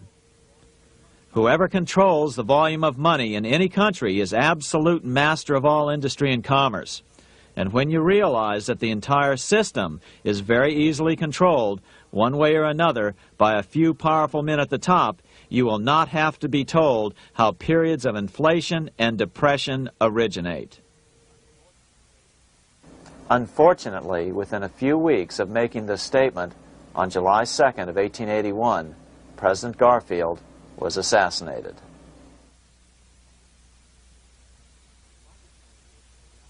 The money changers were gathering strength fast. They began a periodic fleecing of the flock, as they called it, by creating economic booms followed by further depressions so they could buy up thousands of homes and farms for pennies on the dollar. In 1891, the money changers prepared to take the American economy down again, and their methods and motives were laid out with shocking clarity in a memo sent out by the American Bankers Association, the ABA, an organization in which most bankers were members. Notice that this memo called for bankers to create a depression on a certain date 3 years in the future. According to the congressional record, here's how it read in part. On September 1st, 1894, we will not renew our loans under any consideration. On September 1st, we will demand our money. We will foreclose and become mortgagees in possession. We can take 2/3 of the farms west of the Mississippi and thousands of them east of the Mississippi as well at our price. Then the farmers will become tenants, as in England. These depressions could be controlled because America was on the gold money standard. Since gold is scarce, it's one of the easiest commodities to manipulate. People wanted silver money legalized again so they could escape the stranglehold the money changers had on gold money. People wanted silver money reinstated, reversing Mr. Said's Act of 1873, by then called the Crime of '73. By 1896, the issue of more silver money had become the central issue in the presidential campaign. William Jennings Bryan, a senator from Nebraska, ran for president as a Democrat on the free silver issue. At the Democratic National Convention in Chicago, he made an emotional speech which won him the nomination entitled Crown of Thorns and Cross of Gold. Though Bryan was only 36 years old at the time, this speech is widely regarded as the most famous oration ever made before a political convention. In the dramatic conclusion, Bryan said, "We will answer their demand for a gold standard by saying to them, you shall not press down upon the brow of labor this crown of thorns. You shall not crucify mankind upon a cross of gold." The bankers lavishly supported the Republican candidate, William McKinley, who favored the gold standard. The resulting contest was amongst the most fiercely contested presidential races in American history. Bryan made over 600 speeches in 27 states. The McKinley campaign got manufacturers and industrialists to inform their employees that if Bryan were elected, all factories and plants would close and there would be no work. The ruse succeeded. McKinley beat Bryan by a small margin. Bryan ran for president again in 1900 and in 1908, but fell short each time. During the 1912 Democratic Convention, Bryan was a powerful figure who helped Woodrow Wilson win the nomination. When Wilson became president, he appointed Bryan as Secretary of State, but Bryan soon became disenchanted with the Wilson administration. Bryan served only 2 years in the Wilson administration before resigning in 1915 over the highly suspicious sinking of the Lusitania, the event which was used to drive America into World War I. Although William Jennings Bryan never gained the presidency, his efforts delayed the money changers for 17 years from attaining their next goal, a new, privately owned central bank for America.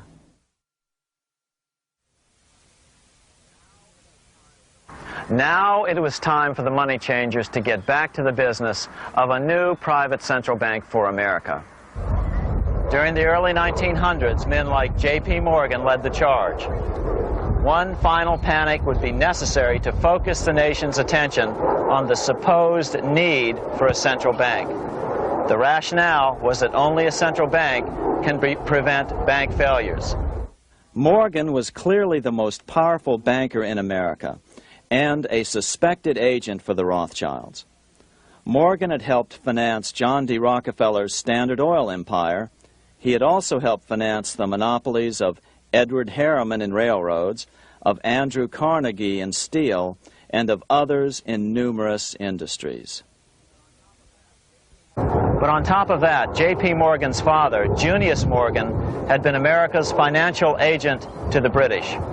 After his father's death, J.P. Morgan took on a British partner, Edward Grenfell, a longtime director of the Bank of England.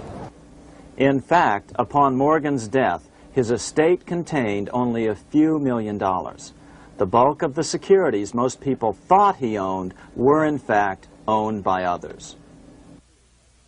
In 1902, President Theodore Roosevelt allegedly went after Morgan and his friends by using the Sherman Antitrust Act to try to break up their industrial monopolies.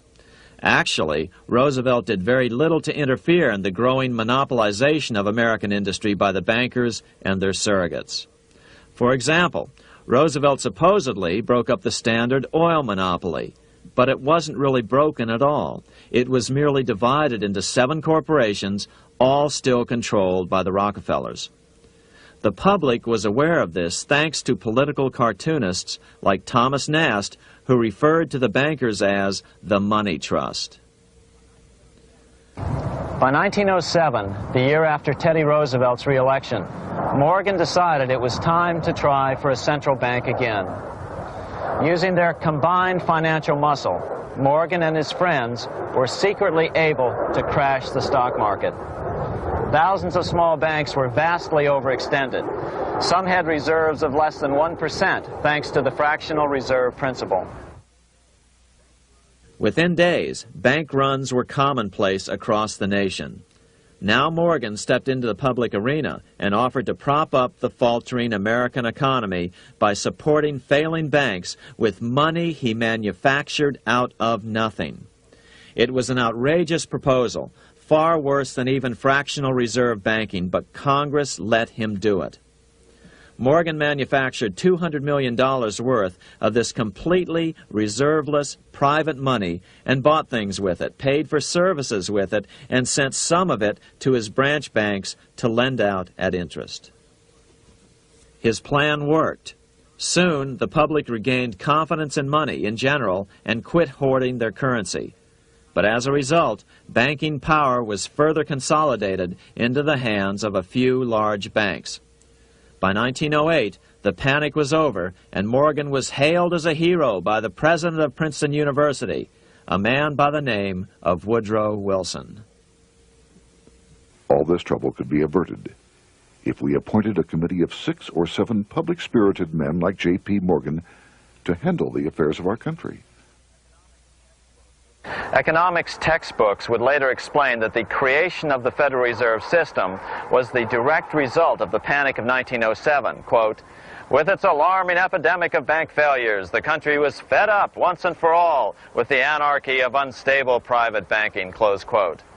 But Minnesota Congressman Charles A. Lindbergh Sr., the father of the famous aviator Lucky Lindy, later explained that the panic of 1907 was really just a scam. Those not favorable to the money trust could be squeezed out of business, and the people frightened into demanding changes in the banking and currency laws which the money trust would frame. So, since the passage of the National Bank Act of 1863, the money changers had been able to create a series of booms and busts. The purpose was not only to fleece the American public of their property, but to later claim that the banking system was basically so unstable that it had to be consolidated into a central bank once again.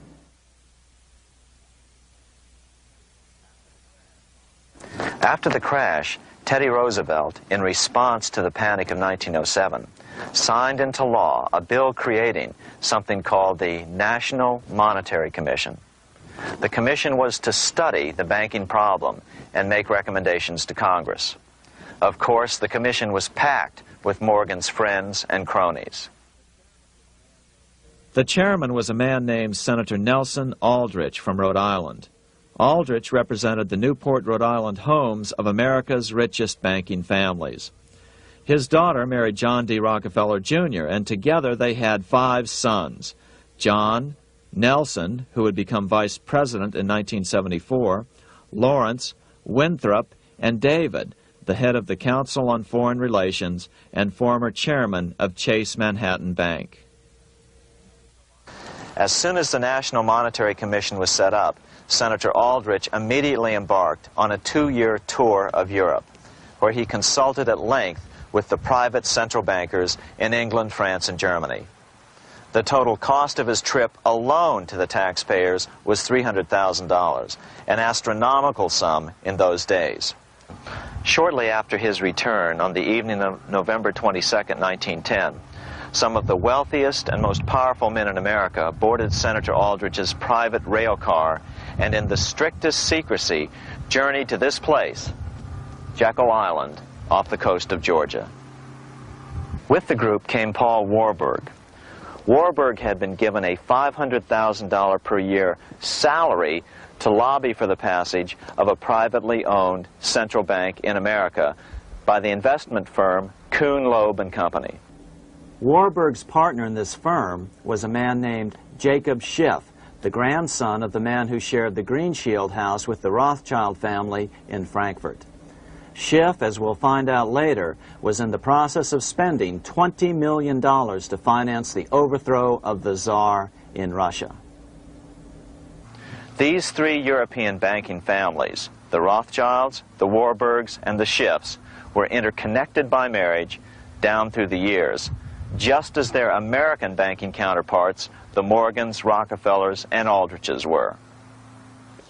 Secrecy was so tight that all 7 primary participants were cautioned to use only first names to prevent servants from learning their identities.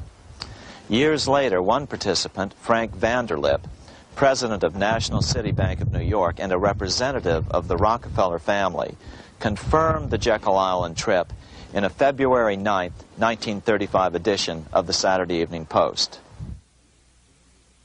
I was as secretive, indeed as furtive as any conspirator. Discovery, we knew, simply must not happen, or else all our time and effort would be wasted. If it were to be exposed that our particular group had got together and written a banking bill, that bill would have no chance whatever of passage by Congress. The participants came here to figure out how to solve their major problem, how to bring back a privately owned central bank. But there were other problems that needed to be addressed as well. First of all, the market share of the big national banks was shrinking fast.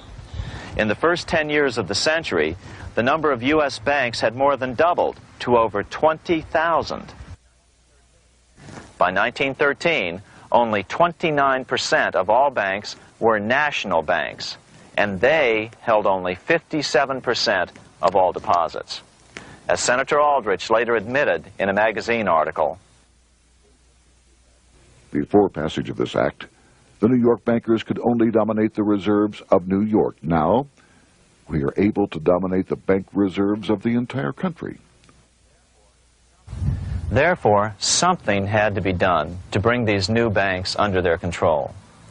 As John D. Rockefeller put it, quote, "Competition is sin," close quote. Secondly, the nation's economy was so strong that corporations were starting to finance their expansions out of profits instead of taking out huge loans from large banks. In the first 10 years of the new century, 70% of corporate funding came from profits. In other words, American industry was becoming independent of the money changers, and that trend had to be stopped. All the participants knew that these problems could be hammered out into a workable solution, but perhaps their biggest problem was a public relations problem, the name of the new bank. That discussion took place right here in this room, one of the many conference rooms in this sprawling hotel, today known as the Jekyll Island Club Hotel. Aldrich believed that the word bank should not even appear in the name. Warburg wanted to call the legislation the National Reserve Bill or the Federal Reserve Bill. The idea here was to give the impression that the purpose of the new central bank was to stop bank runs, but also to conceal its monopoly character. However, it was Aldrich, the egotistical politician, who insisted it be called the Aldrich Bill. After 9 days at Jekyll Island, the group dispersed. The new central bank would be very similar to the old Bank of the United States. It would be given a monopoly over U.S. currency and create that money out of nothing. How does the Fed create money out of nothing? It's a four-step process. But first, a word on bonds. Bonds are simply promises to pay, or government IOUs. People buy bonds to get a secure rate of interest. At the end of the term of the bond, the government repays the bond plus interest, and the bond is destroyed. There are about $3.6 trillion worth of these loans or bonds at present. Now here's the Fed money-making process. Step 1. The Federal Open Market Committee approves the purchase of U.S. bonds on the open market. Step 2. The bonds are purchased by the Fed from whoever is offering them for sale on the open market.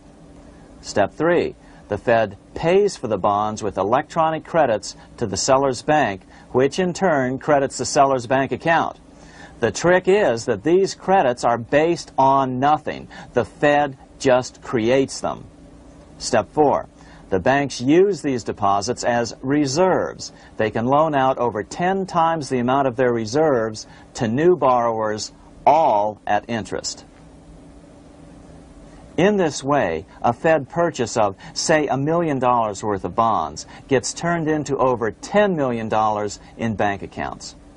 The Fed, in effect, creates 10% of this totally new money, and the banks create the other 90%.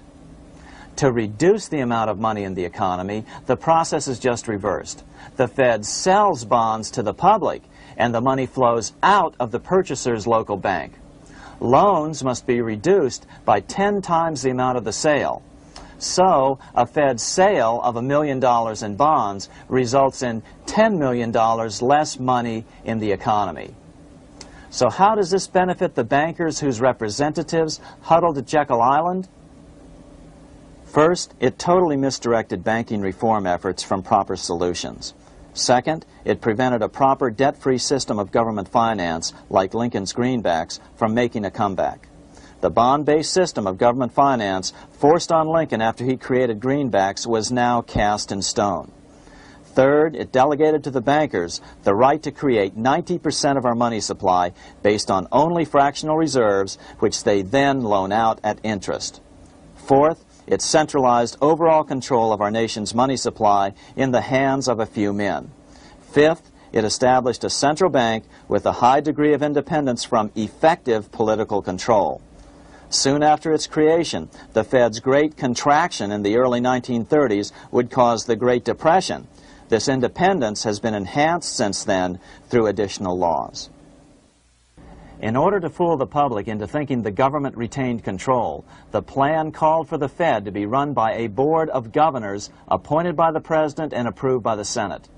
But all the bankers had to do was to be sure their men got appointed to the board of governors.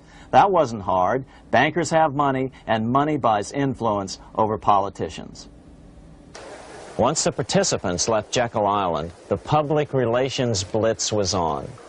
The big New York banks put together an educational fund of $5 million to finance professors at respected universities to endorse the new bank. Woodrow Wilson at Princeton was one of the first to jump on the bandwagon. But the bankers' subterfuge didn't work. The Aldrich Bill was quickly identified as the bankers' bill, a bill to benefit only what became known as the money trust. As Congressman Lindbergh put it during the congressional debate, the Aldrich Plan is the Wall Street Plan. It means another panic, if necessary, to intimidate the people. Aldrich, paid by the government to represent the people, proposes a plan for the trusts instead. seeing they didn't have the votes to win in Congress, the Republican leadership never brought the Aldrich bill to a vote. The bankers quietly decided to move to track 2, the Democratic alternative. They began financing Woodrow Wilson as the Democratic nominee. As respected historian James Perloff put it, Wall Street financier Bernard Baruch was put in charge of Wilson's education. Baruch brought Wilson to the Democratic Party headquarters in New York in 1912, leading him like one would a poodle on a string. Wilson received an indoctrination course from the leaders convened there. So now the stage was set. The money changers were poised to install their privately owned central bank once again. The damage President Andrew Jackson had done 76 years earlier had been only partly repaired with the passage of the National Bank Act during the Civil War. Since then, the battle had raged on across the decades. The Jacksonians became the greenbackers, who became the hardcore supporters of William Jennings Bryan. With Bryan leading the charge, these opponents of the money changers, ignorant of Baruch's tutelage, now threw themselves behind Democrat Woodrow Wilson. They and Bryan would soon be betrayed.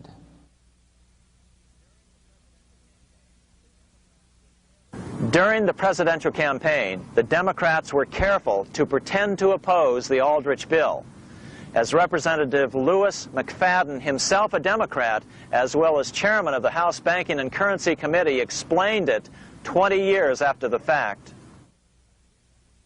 The Aldrich bill was condemned in the platform.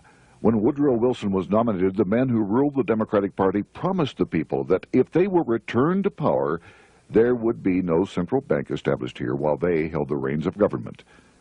13 months later, that promise was broken, and the Wilson administration, under the tutelage of those sinister Wall Street figures who stood behind Colonel House, established here in our free country the worm-eaten, monarchical institution of the King's Bank, to control us from the top downward and to shackle us from the cradle to the grave. Once Wilson was elected, Morgan, Warburg, Baruch, and company advanced a new plan, which Warburg named the Federal Reserve System. The Democratic leadership hailed the new bill, called the Glass-Owen bill, as something radically different from the Aldrich bill. But in fact, the bill was virtually identical in every important detail. In fact, so vehement were the Democratic denials of similarity that Paul Warburg, the father of both bills, had to step in to reassure his paid friends in Congress that the two bills were virtually identical. Brushing aside the external differences affecting the shells, we find the kernels of the two systems very closely resembling and related to one another. But that admission was for private consumption only. Publicly, the money trust trotted out Senator Aldrich and Frank Vanderlip, the president of Rockefeller's National City Bank of New York and one of the Jekyll Island Seven, to oppose the new Federal Reserve System. Years later, however, Vanderlip admitted in the Saturday Evening Post that the two measures were virtually identical. Although the Aldrich Federal Reserve Plan was defeated when it bore the name Aldrich, nevertheless, its essential points were all contained in the plan that finally was adopted. As Congress neared a vote, they called Ohio attorney Alfred Crozier to testify. Crozier noted the similarities between the Aldrich bill and the Glass-Owen bill. The bill grants just what Wall Street and the big banks for 25 years have been striving for: private instead of public control of currency. It, the Glass-Owen bill, does this as completely as the Aldrich bill. Both measures rob the government and the people of all effective control over the public's money, and vest in the banks exclusively the dangerous power to make money among the people scarce or plenty.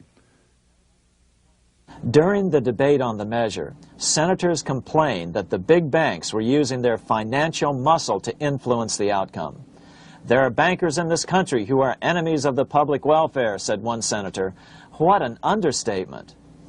Despite the charges of deceit and corruption, the bill was finally snuck through the Senate on December 22, 1913, after most senators had left town for the holidays, after having been assured by the leadership that nothing would be done until long after the Christmas recess. On the day the bill was passed, Congressman Lindbergh prophetically warned his countrymen that this act establishes the most gigantic trust on earth. When the President signs this bill, the invisible government by the monetary power will be legalized. The people may not know it immediately, but the day of reckoning is only a few years removed.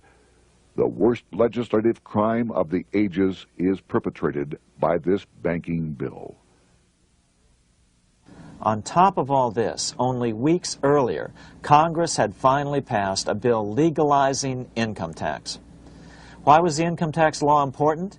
Because bankers finally had in place a system which would run up a virtually unlimited federal debt. How would the interest on this debt be repaid? Never mind the principal.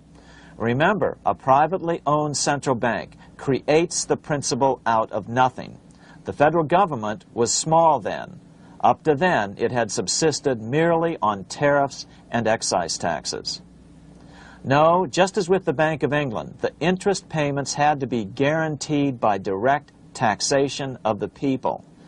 The money changers knew that if they had to rely on contributions from the states, eventually the individual state legislatures would revolt and either refuse to pay the interest on their own money or at least bring political pressure to bear to keep the debt small. It is interesting to note that in 1895, the Supreme Court had found a similar income tax law to be unconstitutional. The Supreme Court even found a corporate income tax law unconstitutional in 1909. As a result, Senator Aldrich hustled a bill for a constitutional amendment allowing income tax through the Congress. The proposed 16th Amendment to the Constitution was then sent to the state legislatures for approval. But some critics claim that the 16th Amendment was never ratified by the necessary 3/4 of the states. In other words, the 16th Amendment may not be legal. But the money changers were in no mood to debate the fine points. By October of 1913, Senator Aldrich had hustled the income tax bill through Congress. Without the power to tax the people directly and bypass the states, the Federal Reserve Bill would be far less useful to those who wanted to drive America deeply into their debt. A year after the passage of the Federal Reserve Bill, Congressman Lindbergh explained how the Fed created what we have come to call the business cycle and how they use it to their advantage. To cause high prices, all the Federal Reserve Board will do will be to lower the rediscount rate, producing an expansion of credit and a rising stock market. Then, when businessmen are adjusted to these conditions, it can check prosperity in mid-career by arbitrarily raising the rate of interest. It can cause the pendulum of a rising and falling market to swing gently back and forth by slight changes in the discount rate, or cause violent fluctuations by a greater rate variation. And in either case, it will possess inside information as to financial conditions and advanced knowledge of the coming change, either up or down. This is the strangest, most dangerous advantage ever placed in the hands of a special privileged class by any government that ever existed. The system is private, conducted for the sole purpose of obtaining the greatest possible profits from the use of other people's money. They know in advance when to create panics to their advantage. They also know when to stop panic. Inflation and deflation work equally well for them when they control finance. Congressman Lindbergh was correct on all points. What he didn't realize was that most European nations had already fallen prey to the central bankers decades or centuries earlier. But he also mentions the interesting fact that only 1 year later, the Fed had cornered the market in gold. This is how he put it, quote, "Already, the Federal Reserve banks have cornered the gold and gold certificates," close quote. But Congressman Lindbergh was not the only critic of the Fed. Congressman Lewis McFadden, the chairman of the House Banking and Currency Committee from 1920 to 1931, remarked that the Federal Reserve Act brought about a superstate controlled by international bankers and international industrialists acting together to enslave the world for their own pleasure. Notice how McFadden saw the international character of the stockholders of the Federal Reserve. Another chairman of the House Banking and Currency Committee in the 1960s, Wright Patman from Texas, put it this way. In the United States today, we have in effect two governments. We have the duly constituted government, then we have an independent, uncontrolled, and uncoordinated government in the Federal Reserve System, operating the money powers which are reserved to Congress by the Constitution. Even the inventor of the electric light, Thomas Edison, joined the fray in criticizing the system of the Federal Reserve. If our nation can issue a dollar bond, it can issue a dollar bill. The element that makes the bond good makes the bill good also. The difference between the bond and the bill is the bond lets money brokers collect twice the amount of the bond and an additional 20%, whereas the currency pays nobody but those who contribute directly in some useful way. It is absurd to say that our country can issue $30 million in bonds and not $30 million in currency. Both are promises to pay, but one promise fattens the usurers, and the other helps the people. 3 years after the passage of the Federal Reserve Act, even President Wilson began to have second thoughts about what had been unleashed during his first term in office. We have come to be one of the worst ruled, one of the most completely controlled governments in the civilized world, no longer a government of free opinion, no longer a government by a vote of the majority, but a government by the opinion and duress of a small group of dominant men. Some of the biggest men in the United States in the field of commerce and manufacture are afraid of something. They know that there is a power somewhere so organized, so subtle, so watchful, so interlocked, so complete, so pervasive, that they had better not speak above their breath when they speak in condemnation of it. Before his death in 1924, President Wilson realized the full extent of the damage he had done to America when he confessed, "I have unwittingly ruined my government." So finally, the money changers, those who profit by manipulating the amount of money in circulation, had their privately owned central bank installed again in America. The major newspapers, which they also owned, hailed passage of the Federal Reserve Act of 1913, telling the public that now depressions could be scientifically prevented. The fact of the matter was that now depressions could be scientifically created.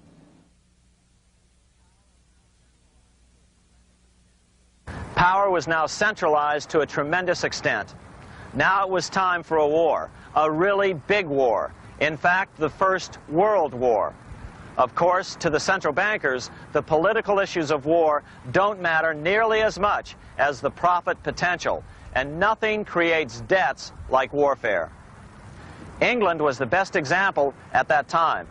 During the 119-year period between the founding of the Bank of England and Napoleon's defeat at Waterloo, England had been at war for 56 years, and much of the remaining time she'd been preparing for war. In World War I, the German Rothschilds loaned money to the Germans, the British Rothschilds loaned money to the British, and the French Rothschilds loaned money to the French. In America, J.P. Morgan was the sales agent for war materials to both the British and the French. In fact, 6 months into the war, Morgan became the largest consumer on earth, spending $10 million a day. His offices here at 23 Wall Street were mobbed by brokers and salesmen trying to cut a deal. In fact, it got so bad that the bank had to post guards at every door and at the partners' homes as well. Many other New York bankers made out as well from the war. President Wilson appointed Bernard Baruch to head the War Industries Board.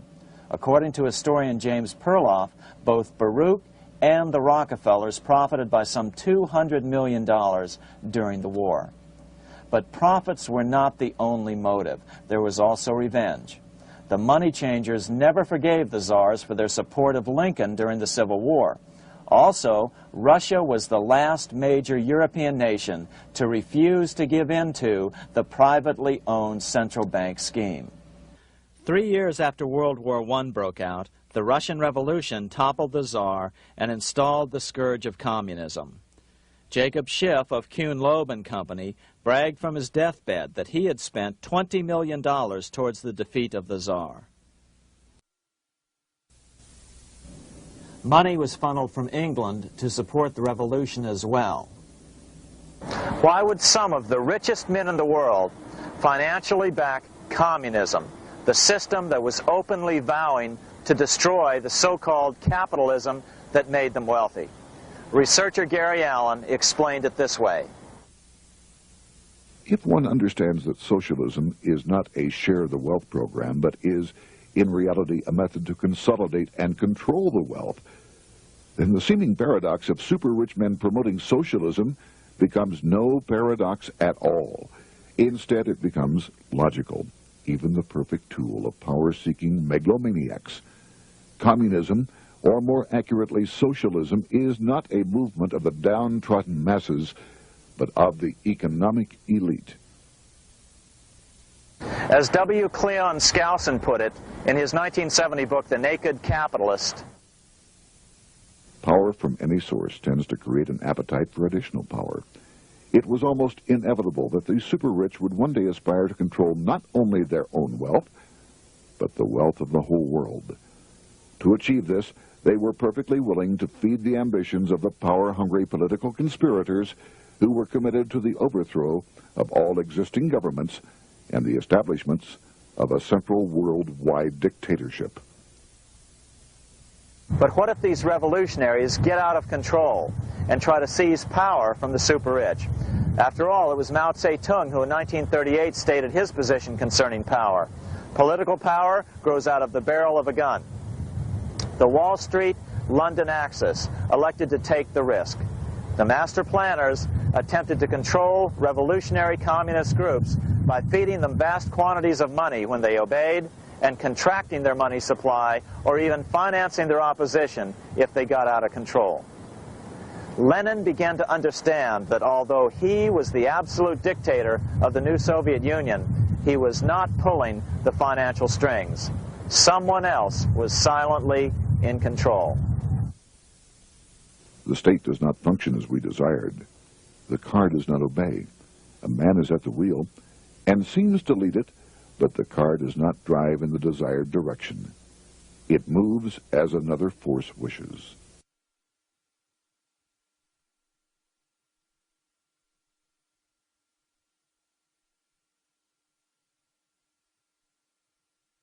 Who is behind it?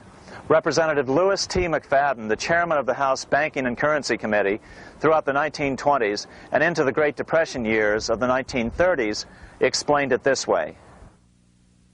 The course of Russian history has indeed been greatly affected by the operations of international bankers. The Soviet government has been given United States Treasury funds by the Federal Reserve Board, acting through the Chase Bank. England has drawn money from us through the Federal Reserve banks and has relent it at high rates of interest to the Soviet government. The Dnipro Dam was built with funds unlawfully taken from the United States Treasury by the corrupt and dishonest Federal Reserve Board and the Federal Reserve banks. In other words, the Fed and the Bank of England, at the behest of the international bankers who controlled them, were creating a monster, one which would fuel 7 decades of unprecedented communist revolution, warfare, and most importantly, debt. In case you think there's some chance that the money changers got communism going and then lost control, in 1992, the Washington Times reported that Russian President Boris Yeltsin was upset that most of the incoming foreign aid was being siphoned off, quote, straight back into the coffers of Western banks in debt service, close quote. No one in his right mind would claim that a war as large as World War I had a single cause. Wars are complex things with many causative factors. But on the other hand, it would also be equally foolish to ignore as a prime cause of World War I those who would profit the most from the war. The role of the money changers is no wild conspiracy theory. They had a motive, a short-ranged, self-serving motive, as well as a long-range political motive of advancing totalitarian governments, with the money changers maintaining the financial clout to control whatever politician might emerge as the leader. Next, we'll see what the money changers' ultimate political goal is for the world.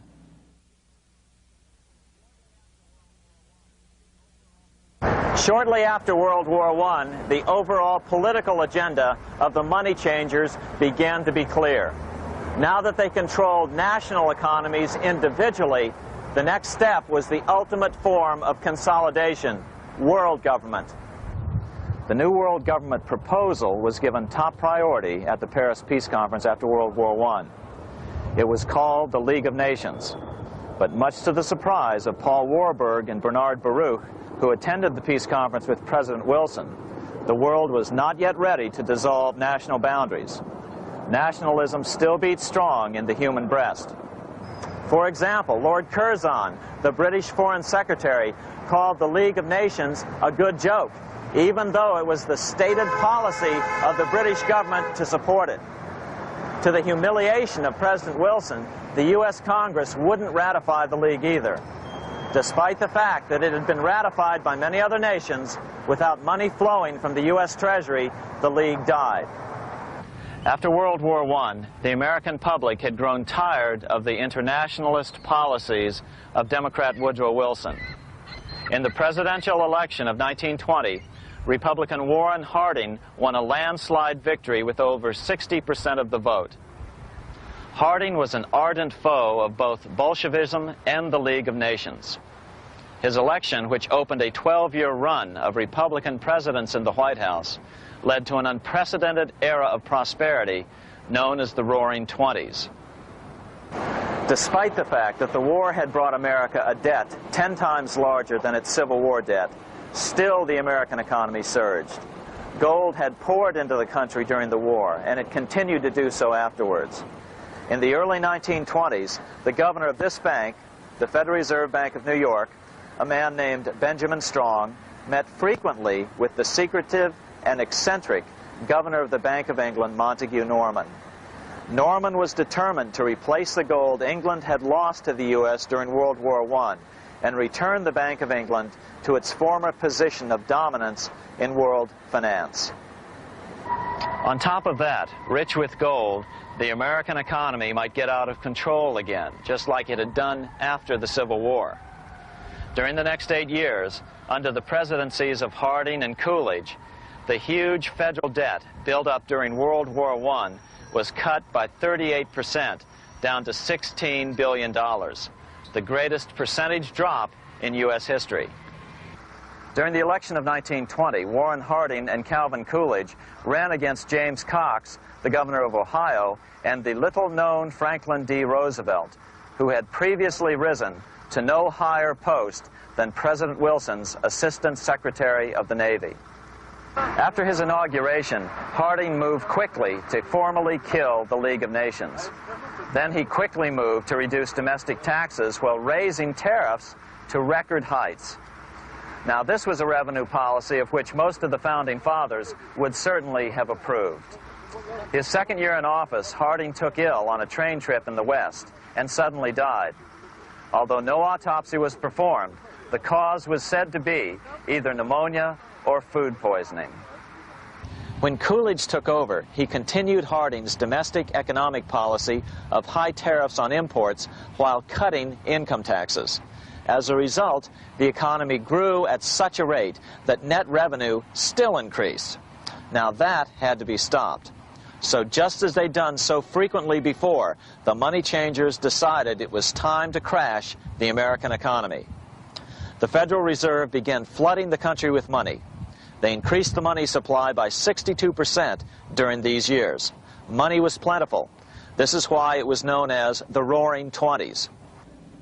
Before his death in 1919, former President Teddy Roosevelt warned the American people what was going on. As reported in the March 27, 1922 edition of the New York Times, Roosevelt said, "These international bankers and Rockefeller Standard Oil interests control the majority of newspapers and the columns of these papers to club into submission or drive out of public office officials who refuse to do the bidding of the powerful, corrupt cliques which compose the invisible government." Just one day before, in the New York Times, the mayor of New York, John Hylan, quoted Roosevelt and blasted those he saw as taking control of America, its political machinery, and its press. The warning of Theodore Roosevelt has much timeliness today, for the real menace of our republic is this invisible government which, like a giant octopus, sprawls its slimy length over city, state, and nation. It seizes in its long and powerful tentacles our executive officers, our legislative bodies, our schools, our courts, our newspapers, and every agency created for the public protection.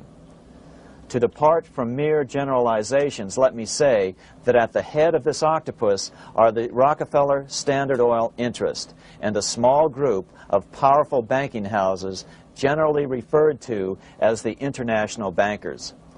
The little coterie of powerful international bankers virtually run the United States government for their own selfish purposes.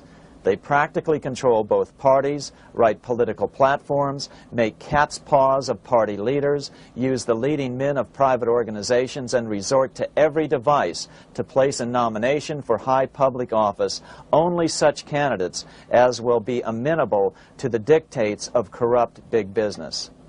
These international bankers and Rockefeller Standard Oil interests control the majority of newspapers and magazines in this country. Why didn't people listen to such strong warnings and demand that Congress reverse its 1913 passage of the Federal Reserve Act? Because remember, it was the 1920s. A steady increase in bank loans contributed to a rising market. In other words, just as it is today, in times of prosperity, no one wants to worry about economic issues. But there was a dark side to all this prosperity. Businesses expanded and became strung out on credit. Speculation in the booming stock market became rampant. Although everything looked rosy, it was a castle made of sand. When all was in readiness, in April of 1929, Paul Warburg, the father of the Federal Reserve, sent out a secret advisory warning his friends that a collapse and nationwide depression was certain. In August of 1929, the Fed began to tighten money. It is not a coincidence that the biographies of all the Wall Street giants of that era, John D. Rockefeller, J.P. Morgan, Bernard Baruch, etc., all marvel that they got out of the stock market just before the crash and put all their assets in cash or gold. On October 24th, 1929, the big New York bankers called in their 24-hour broker call loans. This meant that both stockbrokers and customers had to dump their stocks on the market to cover their loans, no matter what price they had to sell them for. As a result, the market tumbled, and that day was known as Black Thursday. According to John Kenneth Galbraith, writing in The Great Crash, 1929, at the height of the selling frenzy, Bernard Baruch brought Winston Churchill into the visitors' gallery of the New York Stock Exchange here to witness the panic and impress him with his power over the wild events down on the floor. Congressman Louis McFadden, chairman of the House Committee on Banking and Currency from 1920 to 1931, knew who to blame. He accused the Fed and the international bankers of orchestrating the crash. It was not accidental. It was a carefully contrived occurrence. The international bankers sought to bring about a condition of despair here so that they might emerge as rulers of us all. But McFadden went even farther. He openly accused them of causing the crash in order to steal America's gold. In February 1931, in the midst of the Depression, he put it this way. I think it can hardly be disputed that the statesmen and financiers of Europe are ready to take almost any means to reacquire rapidly the gold stock which Europe lost to America as the result of World War I. Curtis Dahl, a broker for Lehman Brothers, was on the floor of the New York Stock Exchange the day of the crash. In his 1970 book, FDR, My Exploited Father-in-Law, he explained that the crash was triggered by the planned sudden shortage of call money in the New York money market. Actually, it was the calculated shearing of the public by the world money powers triggered by the planned sudden shortage of call money in the New York money market. Within a few weeks, $3 billion of wealth simply seemed to vanish. Within a year, $40 billion had been lost. But did it really disappear? Or was it simply consolidated in fewer hands? And what did the Federal Reserve do? Instead of moving to help the economy out by quickly lowering interest rates to stimulate the economy, the Fed continued to brutally contract the money supply further, deepening the Depression. Between 1929 and 1933, the Fed reduced the money supply by an additional 33%. Although most Americans have never heard that the Fed was the cause of the Depression, this is well known among top economists. Milton Friedman, the Nobel Prize-winning economist now of Stanford University, said the same thing in a National Public Radio interview in January of 1996. The Federal Reserve definitely caused the Great Depression by contracting the amount of currency in circulation by 1/3 from 1929 to 1933. But the money lost by most Americans during the Depression didn't just vanish. It was just redistributed into the hands of those who had gotten out just before the crash and had purchased gold, which is always a safe place to put your money just before a depression. But America's money also went overseas. Incredibly, as President Hoover was heroically trying to rescue banks and prop up businesses, with millions of Americans starving as the Great Depression deepened, millions of dollars were being spent rebuilding Germany from damage sustained during World War I. 8 years before Hitler would invade Poland, Representative Louis McFadden, chairman of the House Banking and Currency Committee, warned Congress that Americans were paying for Hitler's rise to power. After World War I, Germany fell into the hands of the German international bankers. Those bankers bought her, and they now own her lock, stock, and barrel. They have purchased her industries, they have mortgages on her soil, they control her production, they control all her public utilities. The international German bankers have subsidized the present government of Germany, and they have also supplied every dollar of the money Adolf Hitler has used in his lavish campaign to build up a threat to the government of Brüning. When Brüning fails to obey the orders of the German international bankers, Hitler is brought forth to scare the Germans into submission. Through the Federal Reserve Board, over $30 billion of American money has been pumped into Germany. You have all heard of the spending that's taken place in Germany. Modernistic dwellings, her great planetariums, her gymnasiums, her swimming pools, her fine public highways, her perfect factories. All this was done on our money. All this was given to Germany through the Federal Reserve Board. The Federal Reserve Board has pumped so many billions of dollars into Germany that they dare not name the total. Franklin D. Roosevelt was swept into office during the 1932 presidential election. Once Roosevelt was in office, however, sweeping emergency banking measures were immediately announced, which did nothing but increase the Fed's power over the money supply. Then, and only then, did the Fed finally begin to loosen the purse strings and feed new money out to the starving American people. At first, Roosevelt railed against the money changers as being the cause of the Depression. Believe it or not, this is what he said on March 4th, 1933, in his inaugural address. Practices of the unscrupulous money changers stand indicted in the court of public opinion, rejected by the hearts and minds of men. The money changers have fled from their high seats in the temple of our civilization. But 2 days later, Roosevelt declared a bank holiday and closed all banks. Later that year, Roosevelt outlawed private ownership of all gold bullion and all gold coins with the exception of rare coins. Most of the gold in the hands of the average American was in the form of gold coins.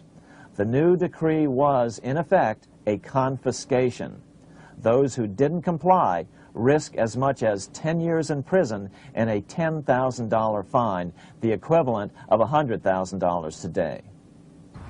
Out in small-town America, some people didn't trust Roosevelt's order.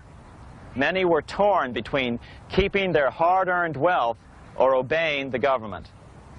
Those who did turn in their gold were paid the official price for it, $20.66 per ounce. So unpopular was the confiscation order that no one anywhere in government would take credit for authoring it. No congressman claimed it. At the signing ceremony, President Roosevelt made it clear to all present that he was not the author of it and publicly stated that he had not ever read it. Even his Secretary of the Treasury said he'd never read it either, saying it was, quote, what the experts wanted. Roosevelt convinced the public to give up their gold by saying that pooling the nation's resources was necessary to get America out of the Depression. With great fanfare, he ordered a new bullion depository built to hold the mountain of gold the U.S. government was illegally confiscating. By 1936, the U.S. bullion depository at Fort Knox was completed, and in January 1937, the gold began to flow into it. The rip-off of the ages was about to proceed. In 1935, once the gold had all been turned in, the official price of gold was suddenly raised to $35 per ounce. But the catch was, only foreigners could sell their gold at the new higher price. The money changers who had heeded Warburg's note and gotten out of the stock market just before the crash and bought gold at $20.66 per ounce, then shipped it to London, could now bring it back and sell it back to the government, nearly doubling their money while the average American starved. The Fort Knox Bullion Depository sits here in the middle of the Fort Knox Military Reservation, 30 miles southwest of Louisville, Kentucky. This was as close as we were permitted to get to the depository despite years of letters from members of Congress to allow our film crew inside. The 4-acre grounds immediately surrounding the building are guarded by an electrified steel fence, an open moat, and 4 machine-gun-armed guard pillboxes at the structure's corners.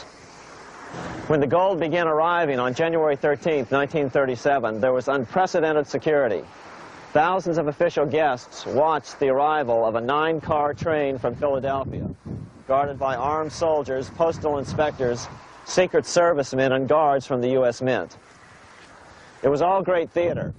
America's gold supply from across the land had been pooled, supposedly for the public benefit, and then safely tucked into Fort Knox. But all that security would soon be breached by the government itself. Now the stage was set for a really big war, one which would pile up debt far beyond that of World War I. For example, in 1944 alone, the U.S. national income was only $183 billion, yet $103 billion was spent on the war. This was 30 times the spending rate during World War I. In fact, the American taxpayer picked up 55% of the total Allied cost of the war. But equally important, virtually every nation involved in World War II greatly multiplied their debt.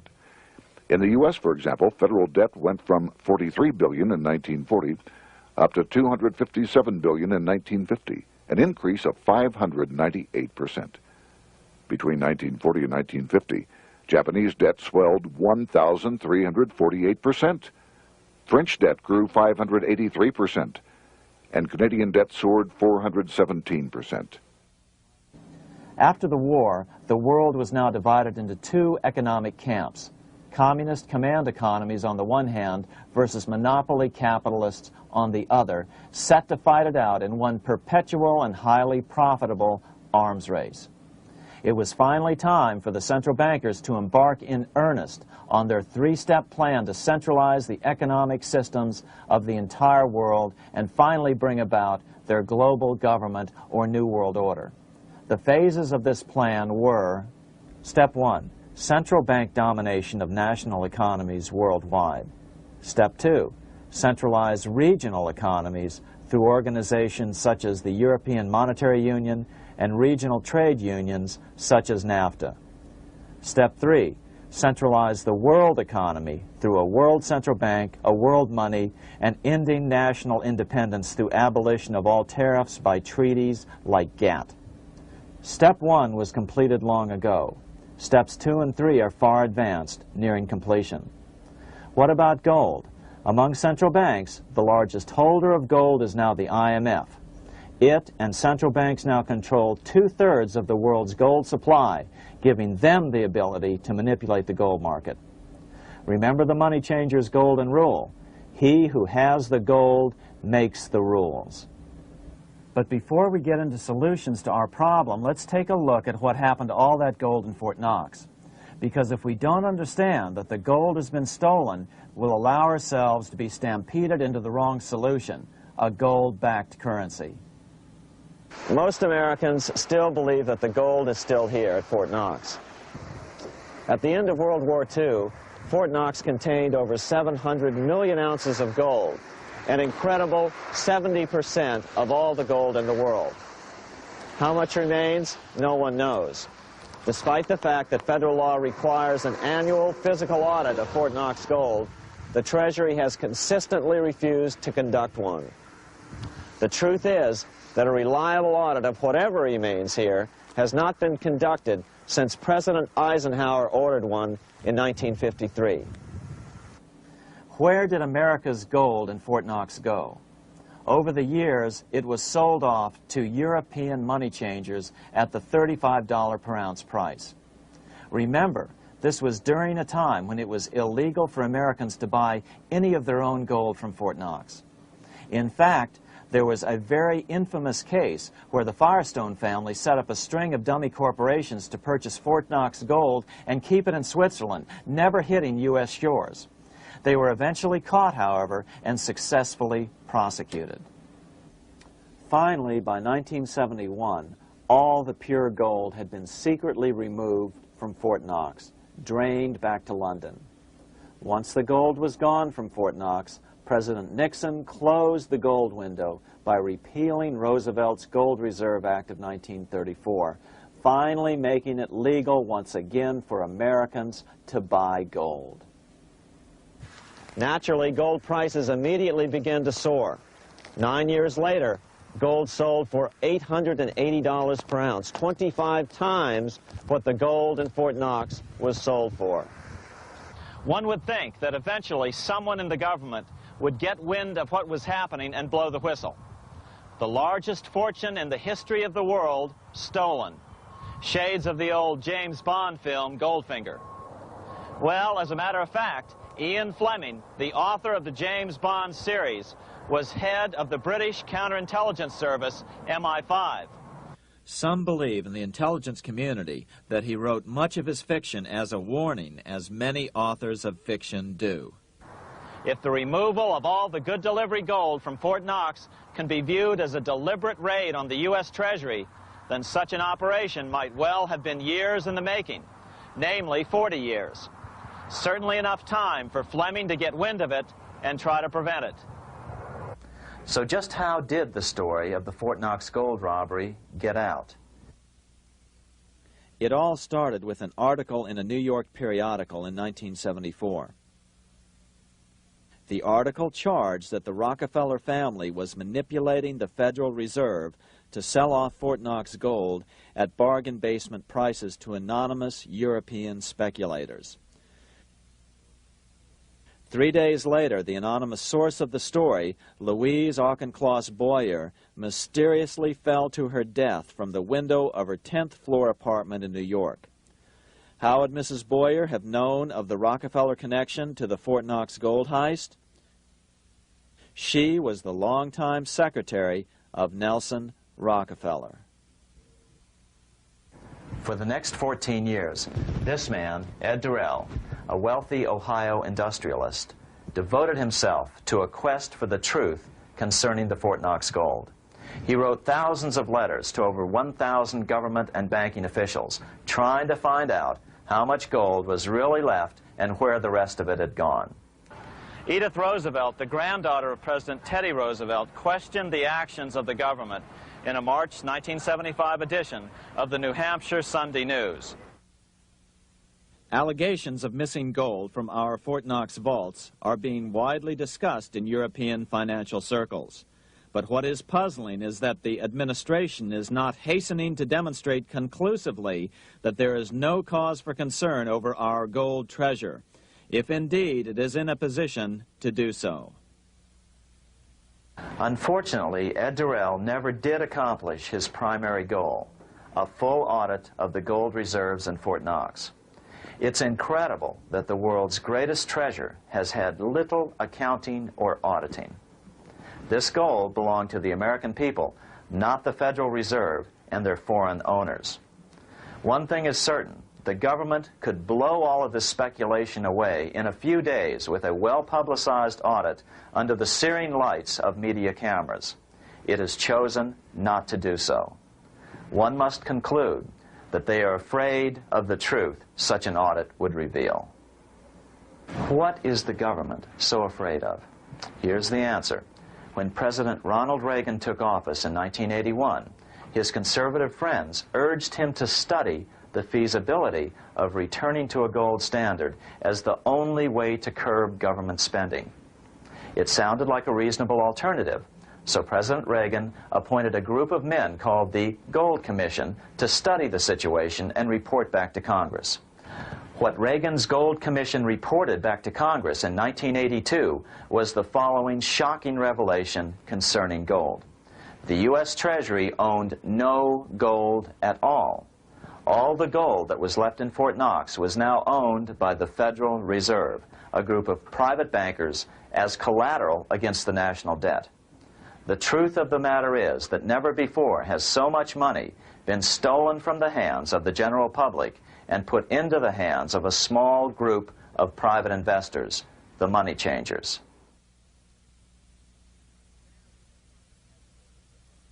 I'm standing in front of the headquarters of the International Monetary Fund located in Washington, D.C. Across the street, right over there, is the headquarters of the World Bank. What are these organizations, and who controls them, and most importantly, are they about to create a huge worldwide depression? Let us step back in time for a moment to the aftermath of World War I. People were tired of war, so under the guise of peacemaking, the international bankers devised a plan to consolidate power even further. Claiming only an international government would stem the tide of world wars, the money changers pushed forward a proposal for world government which stood on three legs. A world central bank to be called the Bank of International Settlements, a world judiciary to be called the World Court located in The Hague, the Netherlands, and a world executive and legislature to be called the League of Nations. As President Clinton's mentor, Georgetown historian Carroll Quigley wrote in his 1966 book, Tragedy and Hope, the powers of financial capitalism had a far-reaching plan, nothing less than to create a world system of financial control in private hands, able to dominate the political system of each country and the economy of the world as a whole. This system was to be controlled in a feudalistic fashion by the central banks of the world, acting in concert by secret agreements arrived at in frequent meetings and conferences. The apex of the system was to be the Bank for International Settlements in Bâle, Switzerland, a private bank owned and controlled by the world central banks, which were themselves private corporations. Each central bank sought to dominate its government by its ability to control treasury loans, to manipulate foreign exchanges, to influence the level of economic activity in the country, and to influence cooperative politicians by subsequent economic rewards in the business world. Despite intense pressure from the international bankers and the press, a handful of U.S. senators, led by Senator Henry Cabot Lodge, kept the U.S. out of these schemes. Without U.S. participation, the League was doomed. Incredibly, even though the U.S. rejected the World Central Bank, the BIS, the New York Federal Reserve ignored its government and arrogantly sent representatives to Switzerland to participate in the central bankers' meeting right up until 1994, when the U.S. was finally officially dragged into it. Their world government schemes thwarted, the bankers resorted to the old formula: another war to wear down the resistance to world government while reaping handsome profits. To this end, Wall Street helped resurrect Germany through the Thyssen banks, which were affiliated with the Harriman interest in New York, just as the Chase Bank had assisted in the financing of the Bolshevik Revolution in Russia during World War I. Chase Bank was controlled by the Rockefeller family. Subsequently, it was merged with Warburg's Manhattan Bank to form the Chase Manhattan Bank. Now this has merged with Chemical Bank of New York, making it the largest Wall Street bank. Their strategy worked. Even before World War II was over, world government was back on track. In 1944, at Bretton Woods, New Hampshire, the International Monetary Fund and the World Bank were approved with full U.S. participation. The Second League of Nations, renamed the United Nations, was approved in 1945. Soon, a new international court system was functioning as well. All effective opposition to these international bodies before the war had evaporated in the heat of war, just as planned. These new organizations simply repeated on a world scale what the National Banking Act of 1864 and the Federal Reserve Act of 1913 had established in the U.S. They created a banking cartel composed of the world's central banks, which gradually assumed the power to dictate credit policies to the banks of all the nations. For example, just as the Federal Reserve Act authorized the creation of a new national fiat currency called Federal Reserve Notes, the IMF has been given the authority to issue a world fiat money called Special Drawing Rights, or SDRs. To date, the IMF has created in excess of $30 billion worth of SDRs. Member nations are being pressured to make their currencies fully exchangeable for SDRs. In 1968, Congress approved laws authorizing the Fed to accept SDRs as reserves in the U.S. and to issue Federal Reserve notes in exchange for SDRs. What does that mean? It means that in the U.S., SDRs are already a part of our lawful money. And what about gold? SDRs are already partially backed by gold. And with 2/3 of world gold now in the hands of central banks, the money changers can go about structuring the world's economic future in whichever way they deem most profitable. Keep in mind, just as the Fed is controlled by its Board of Governors, the IMF is controlled by its Board of Governors, which are either the heads of the different central banks or the heads of the various national treasury departments dominated by their central banks. Voting power in the IMF gives the U.S. and the U.K., that is to say the Fed and the Bank of England, effective control. Just as the Fed controls the amount of money in the U.S., the BIS, IMF, and World Bank control the money supply for the world. So we see the repetition of the old goldsmith's fraud replicated on the national scale with central banks like the Fed and on the international scale by the three arms of the world central bank. Is this organization of the BIS, the IMF, and the World Bank, which we refer to collectively as the World Central Bank, presently expanding and contracting world credit? Yes. Regulations put into effect in 1988 by the BIS required the world's bankers to raise their capital and reserves to 8% of liabilities by 1992. Increased capital requirements put an upper limit to the fractional reserve lending, similar to the way cash reserve requirements do.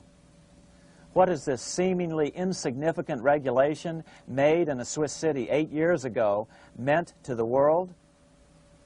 It means our banks cannot loan more and more money to buy more and more time before the next depression, as a maximum loan ratio is now set.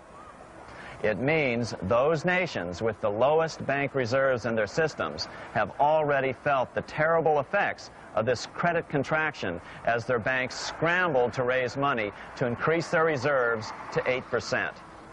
To raise the money, they had to sell stocks, which depressed their stock markets and began the depression first in their countries.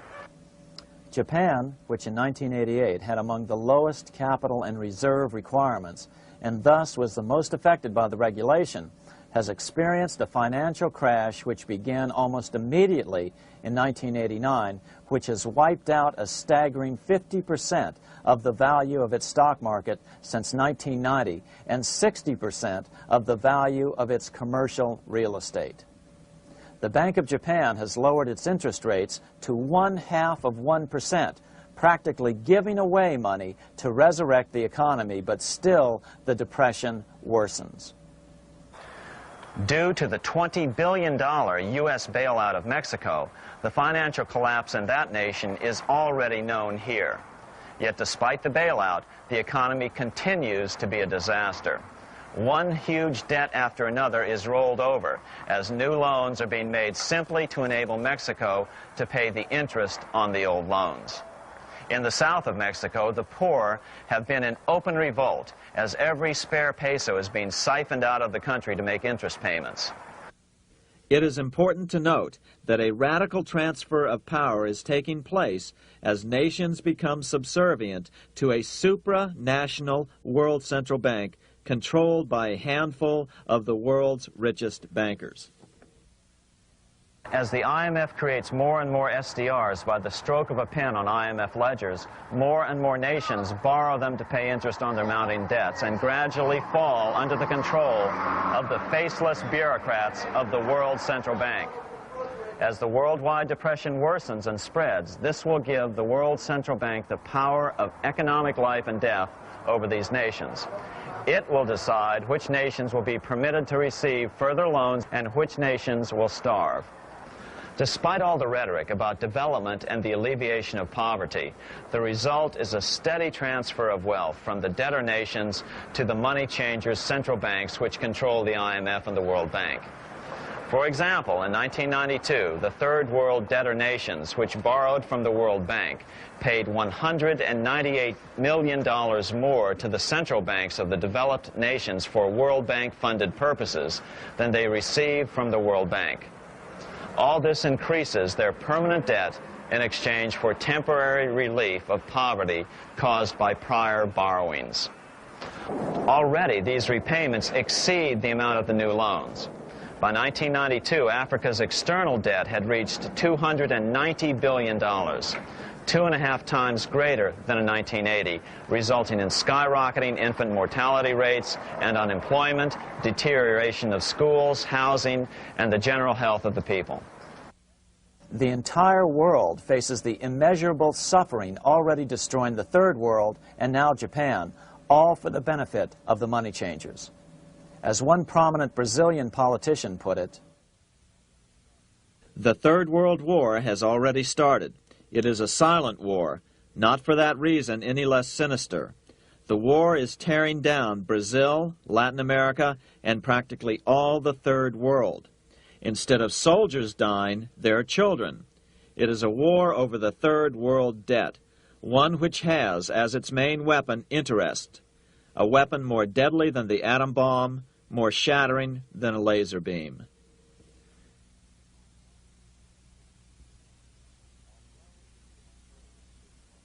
Although it would be absurd to ignore the pivotal role played by influential families such as the Rothschilds, the Warburgs, the Schiffs, the Morgans, and the Rockefellers in any review of the history of central banking and fractional banking, keep in mind, by now, central banks and the large commercial banks are up to 3 centuries old and deeply entrenched in the economic life of many nations.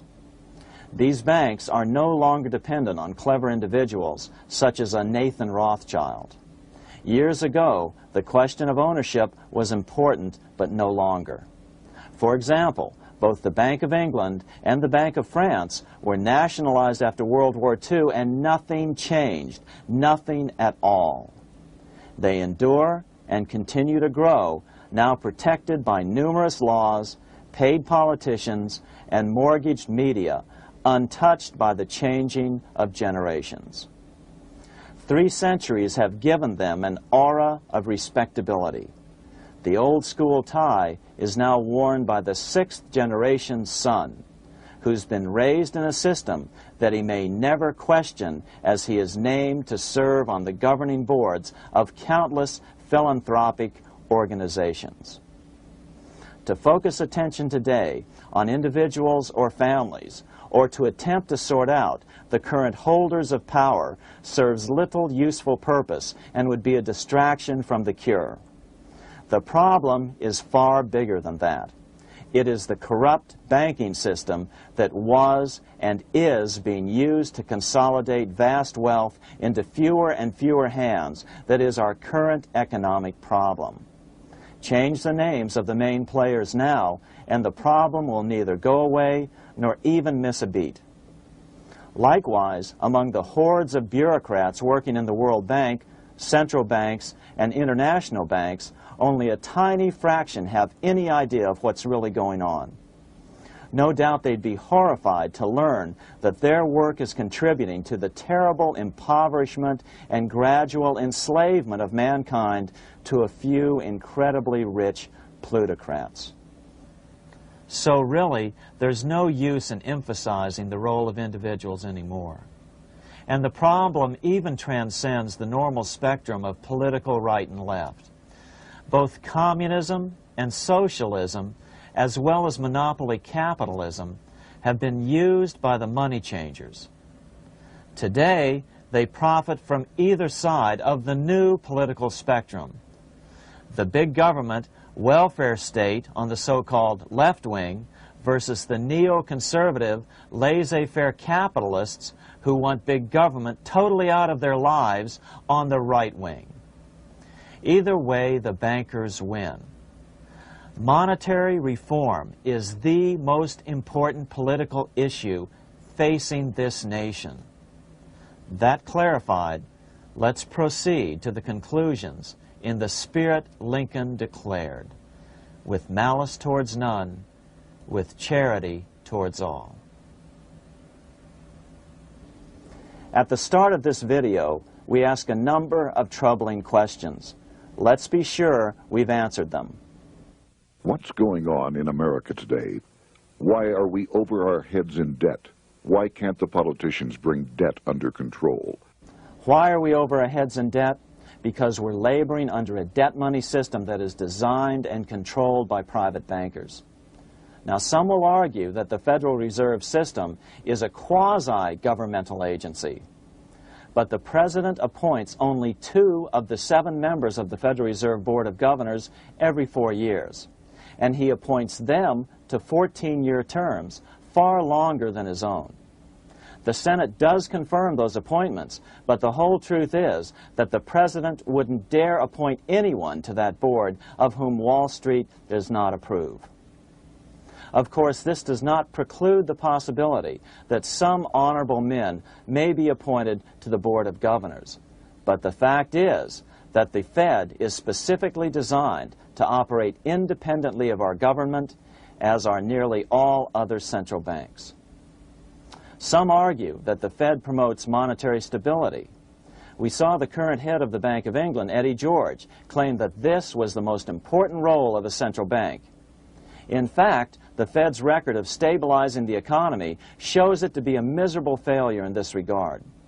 Within the first 25 years of its existence, the Fed caused 3 major economic downturns, including the Great Depression, and for the last 30 years has shepherded the American economy into a period of unprecedented inflation. Again, this is not some wild conspiracy theory. It's a well-known fact among top economists. As Nobel Prize-winning economist Milton Friedman put it, the stock of money, prices, and output was decidedly more unstable after the establishment of the Federal Reserve System than before. The most dramatic period of instability in output was, of course, the period between the 2 wars, which includes the severe monetary contractions of 1920-21, 1929-33, and 1937-38. No other 20-year period in American history contains as many as 3 such severe contractions. This evidence persuades me that at least a third of the price rise during and just after World War I is attributable to the establishment of the Federal Reserve System, and that the severity of each of the major contractions, 1920-21, 1929-33, and 1937-38, is directly attributable to acts of commission and omission by the reserve authorities. Any system which gives so much power and so much discretion to a few men so that mistakes, excusable or not, can have such far-reaching effects is a bad system. It is a bad system to believers in freedom just because it gives a few men such power without any effective check by the body politic. This is the key political argument against an independent central bank. To paraphrase Clemenceau, money is much too serious a matter to be left to the central bankers. We must learn from our history before it is too late. Why can't politicians control the federal debt? Because all our money is created out of debt.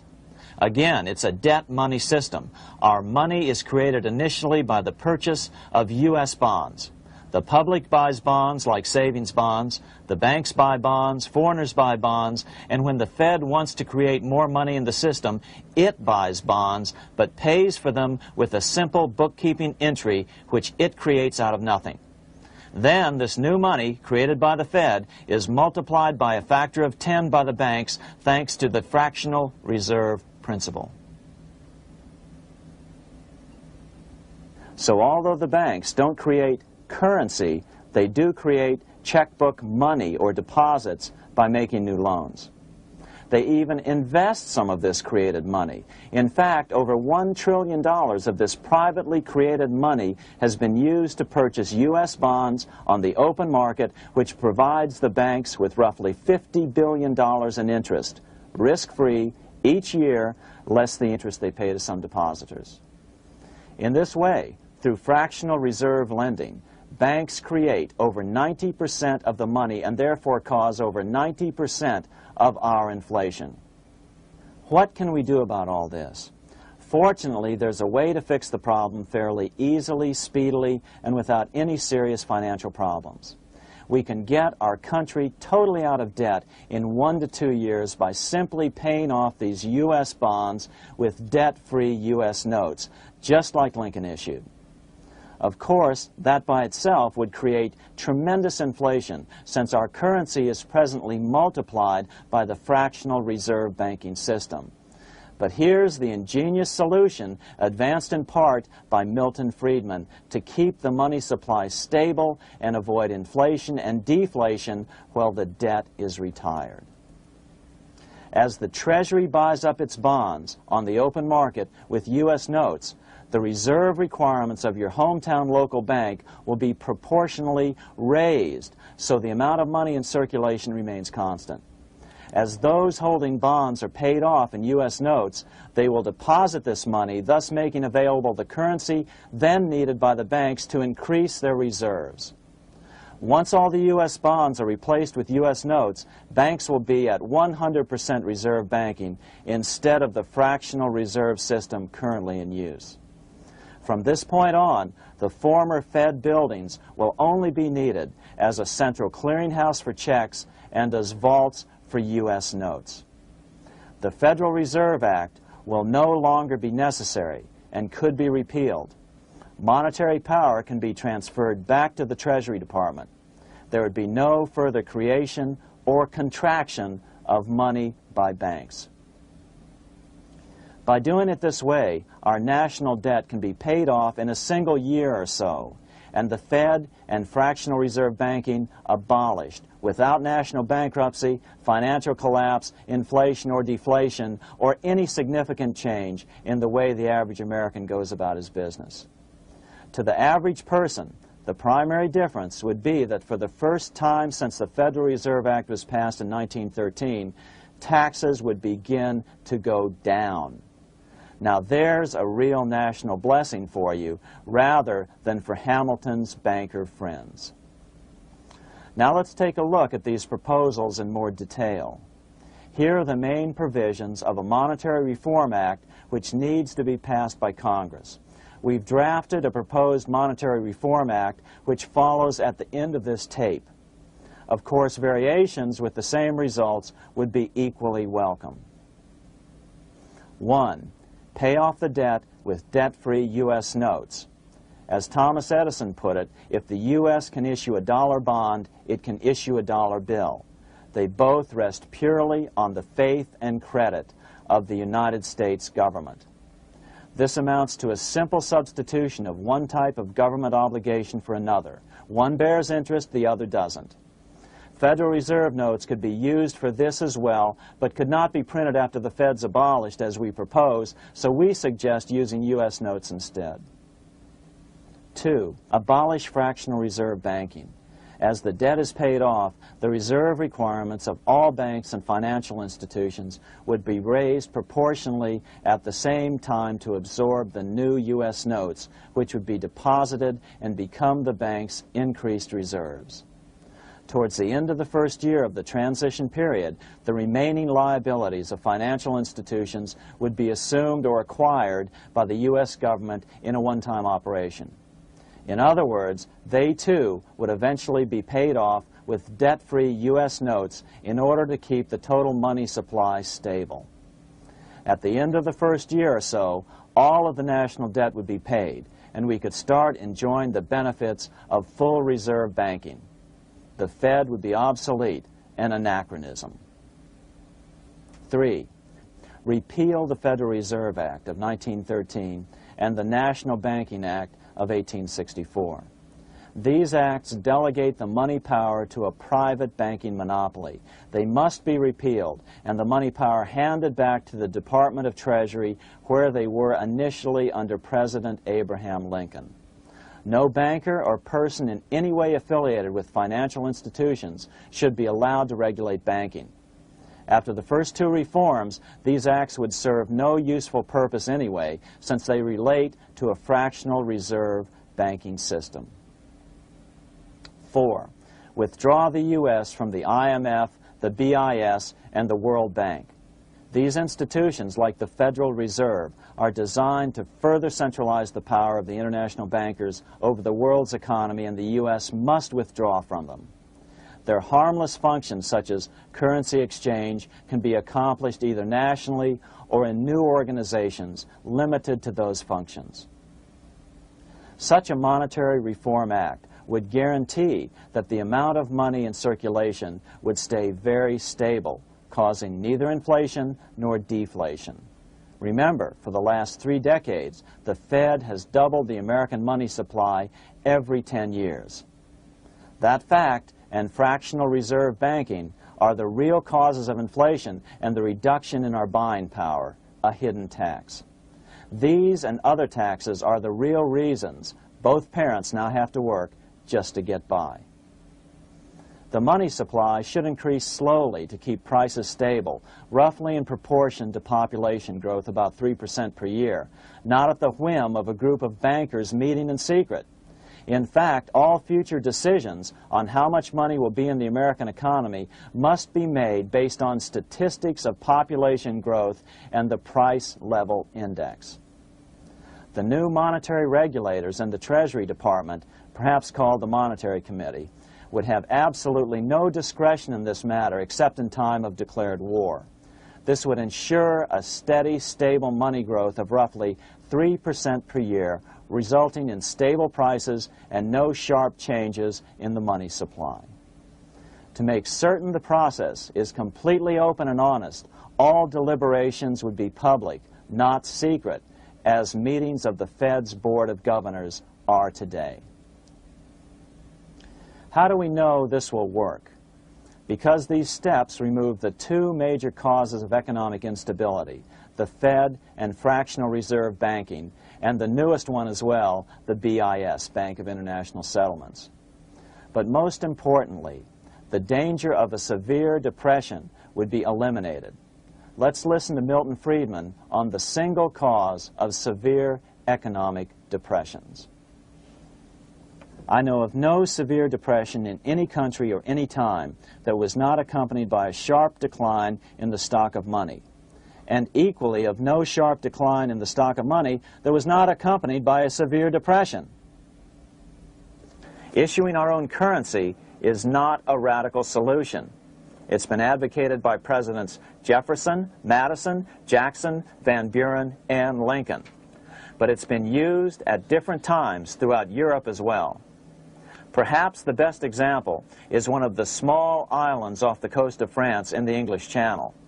Called Guernsey, it's been using debt-free money issues to pay for large building projects for nearly 200 years. Here we are on Guernsey, and this is the Guernsey flower and vegetable market. Guernsey is one of the most successful examples of just how well a debt-free money system can work. In 1815, a committee was appointed to investigate how best to finance this new market. The impoverished island could not afford more new taxes, so the state's fathers decided to try a revolutionary idea: issue their own paper money. They were just colorful paper notes, backed by nothing, but the people of this tiny island agreed to accept them and trade with them. To be sure they circulated widely, they were declared to be good for the payment of taxes. Of course, this idea was nothing new. It was exactly what America had done before the American Revolution, and there are many other examples throughout the world. But it was new to Guernsey, and it worked miracles. This market is still in use, and remember, it was built for no debt to the people of this island state. But what if we follow Guernsey's example? How would the bankers react to these reforms? Certainly the international bankers' cartel will oppose reforms that do away with their control of the world's economies as they have in the past. But it is equally certain that Congress has the constitutional authority and responsibility to authorize the issuance of debt-free money, U.S. notes, and to reform the very banking laws it ill-advisedly enacted. Undoubtedly, the bankers will claim that issuing debt-free money will cause severe inflation or make other dire predictions. But remember, it is fractional reserve banking which is the real cause of over 90% of all inflation, not whether debt-free U.S. notes are used to pay for government deficits.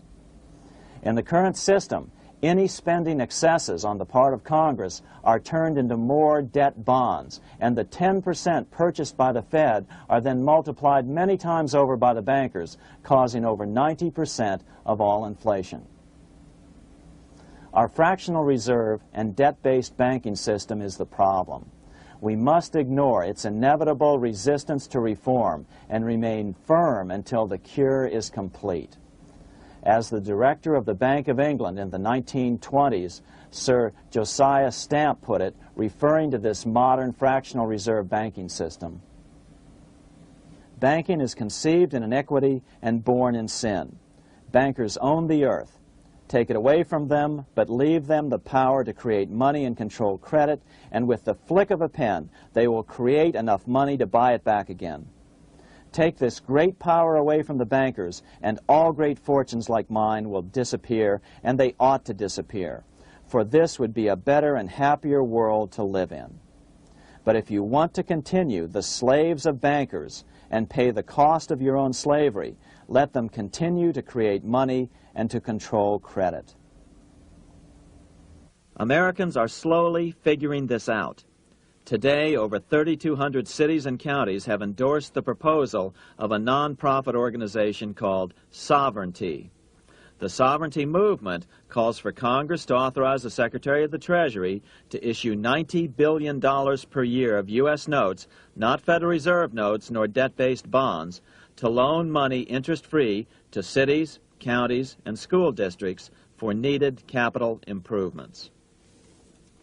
Remarkably, and to their praise, the Community Bankers Association of Illinois, representing 515 member banks, has endorsed this sovereignty proposal, a good step in the right direction.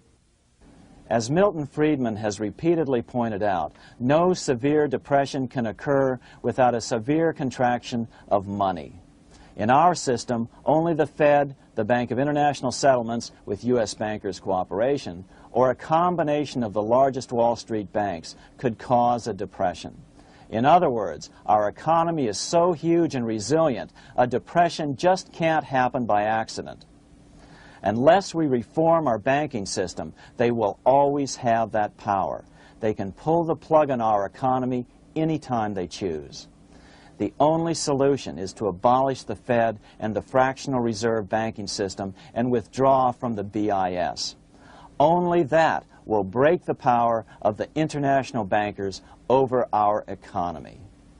And keep in mind, a stock market crash itself cannot cause a severe depression. Only the severe contraction of our money supply can cause a severe depression. The stock market crash of 1929 only wiped out market speculators, mostly the small to medium ones, resulting in $3 billion in wealth changing hands. But it served as a smokescreen for a 33% contraction in credit by the Fed over the next 4 years, which resulted in over $40 billion in wealth from the American middle class being transferred to the big banks. Then, despite impotent howls of protest from a divided Congress, the independent Fed kept the money supply contracted for a full decade. Only World War II ended the terrible suffering the Fed inflicted on the American people. In a depression, the remaining wealth of the debt-burdened American middle class will be wiped out by unemployment, declining wages, and the resulting foreclosures. If we start to act to reform our monetary system, the money changers may do what they did in 1929 and then the 1930s, crash the stock market and use that as a smokescreen while contracting the money supply. But if we're determined to fight to regain control over our money, we can come out of it fairly quickly, perhaps in only a very few months, as U.S. notes begin to circulate and replace the money withdrawn by the bankers. The longer we wait, the greater the danger we'll permanently lose control of our nation. But some still wonder why the international bankers would want to cause a depression. Wouldn't that be killing the goose that is currently laying all those golden interest eggs? Remember what Larry Bates said at the first of this videotape. You see, in periods of economic upheaval, in economic crisis, wealth is not destroyed. It is merely transferred. Do we have any hints as to what the money changers have in store for us? Here's what David Rockefeller, the chairman of Chase Manhattan Bank, the largest Wall Street bank, had to say. We are on the verge of a global transformation. All we need is the right major crisis and the nation will accept the New World Order.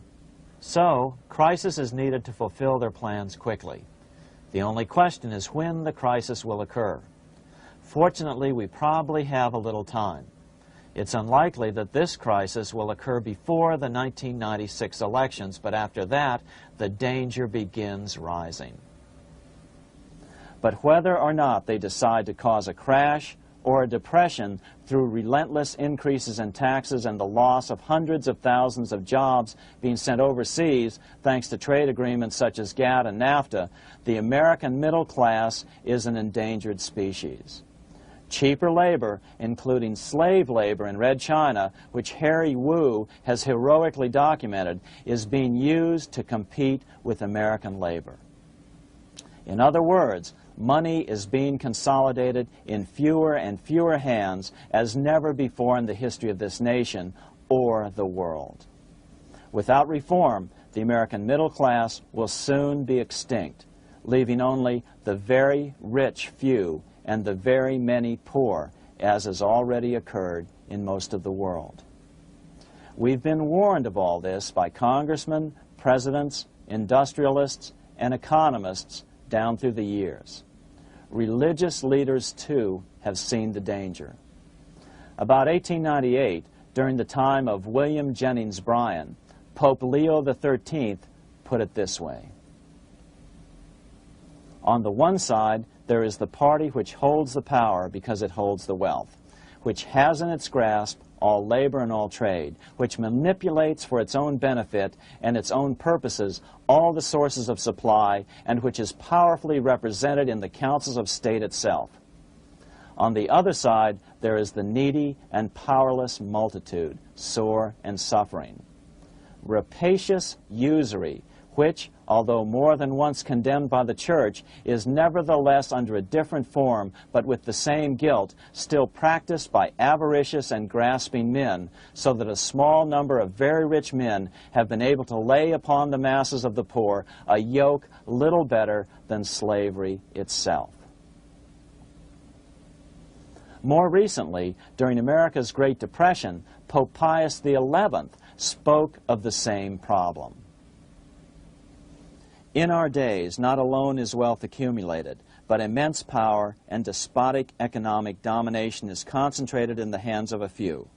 This power becomes particularly irresistible when exercised by those who, because they hold and control money, are able also to govern credit and determine its allotment.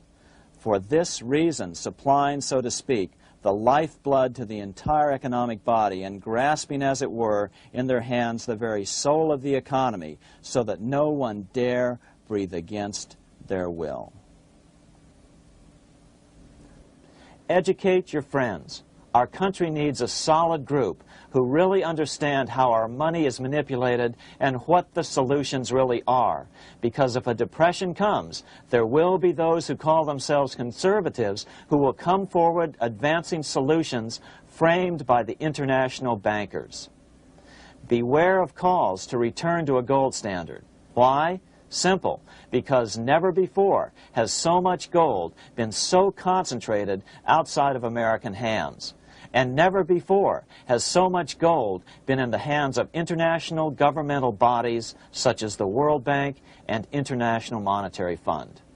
A gold-backed currency usually brings despair to a nation, and to return to it would certainly be a false solution in our case. Remember, we had a gold-backed currency in 1929 and during the first 4 years of the Great Depression. Likewise, beware of any plans advanced for a regional or world currency. This is the international bankers' Trojan horse.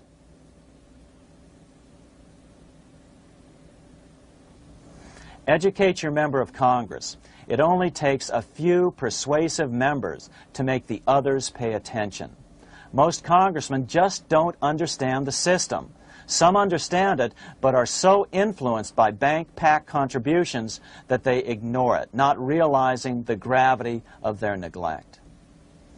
We hope we've made a valuable contribution to the national debate on monetary reform. It remains for each man to do his duty, consistent with his state in life.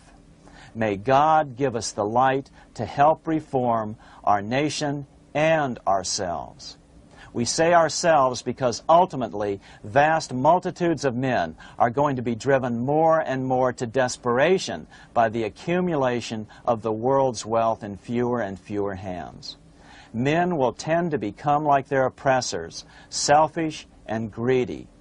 Rather, let's keep in mind during this period of reform a warning not to lose sight of greater things, as Pope Pius XI put it. For what will it profit men that a more prudent distribution and use of riches make it possible for them to gain even the whole world, if thereby they suffer the loss of their own souls? What will it profit to teach them sound principles in economics, if they permit themselves to be so swept away by selfishness, by unbridled and sordid greed, that hearing the commandments of the Lord, they do all things contrary?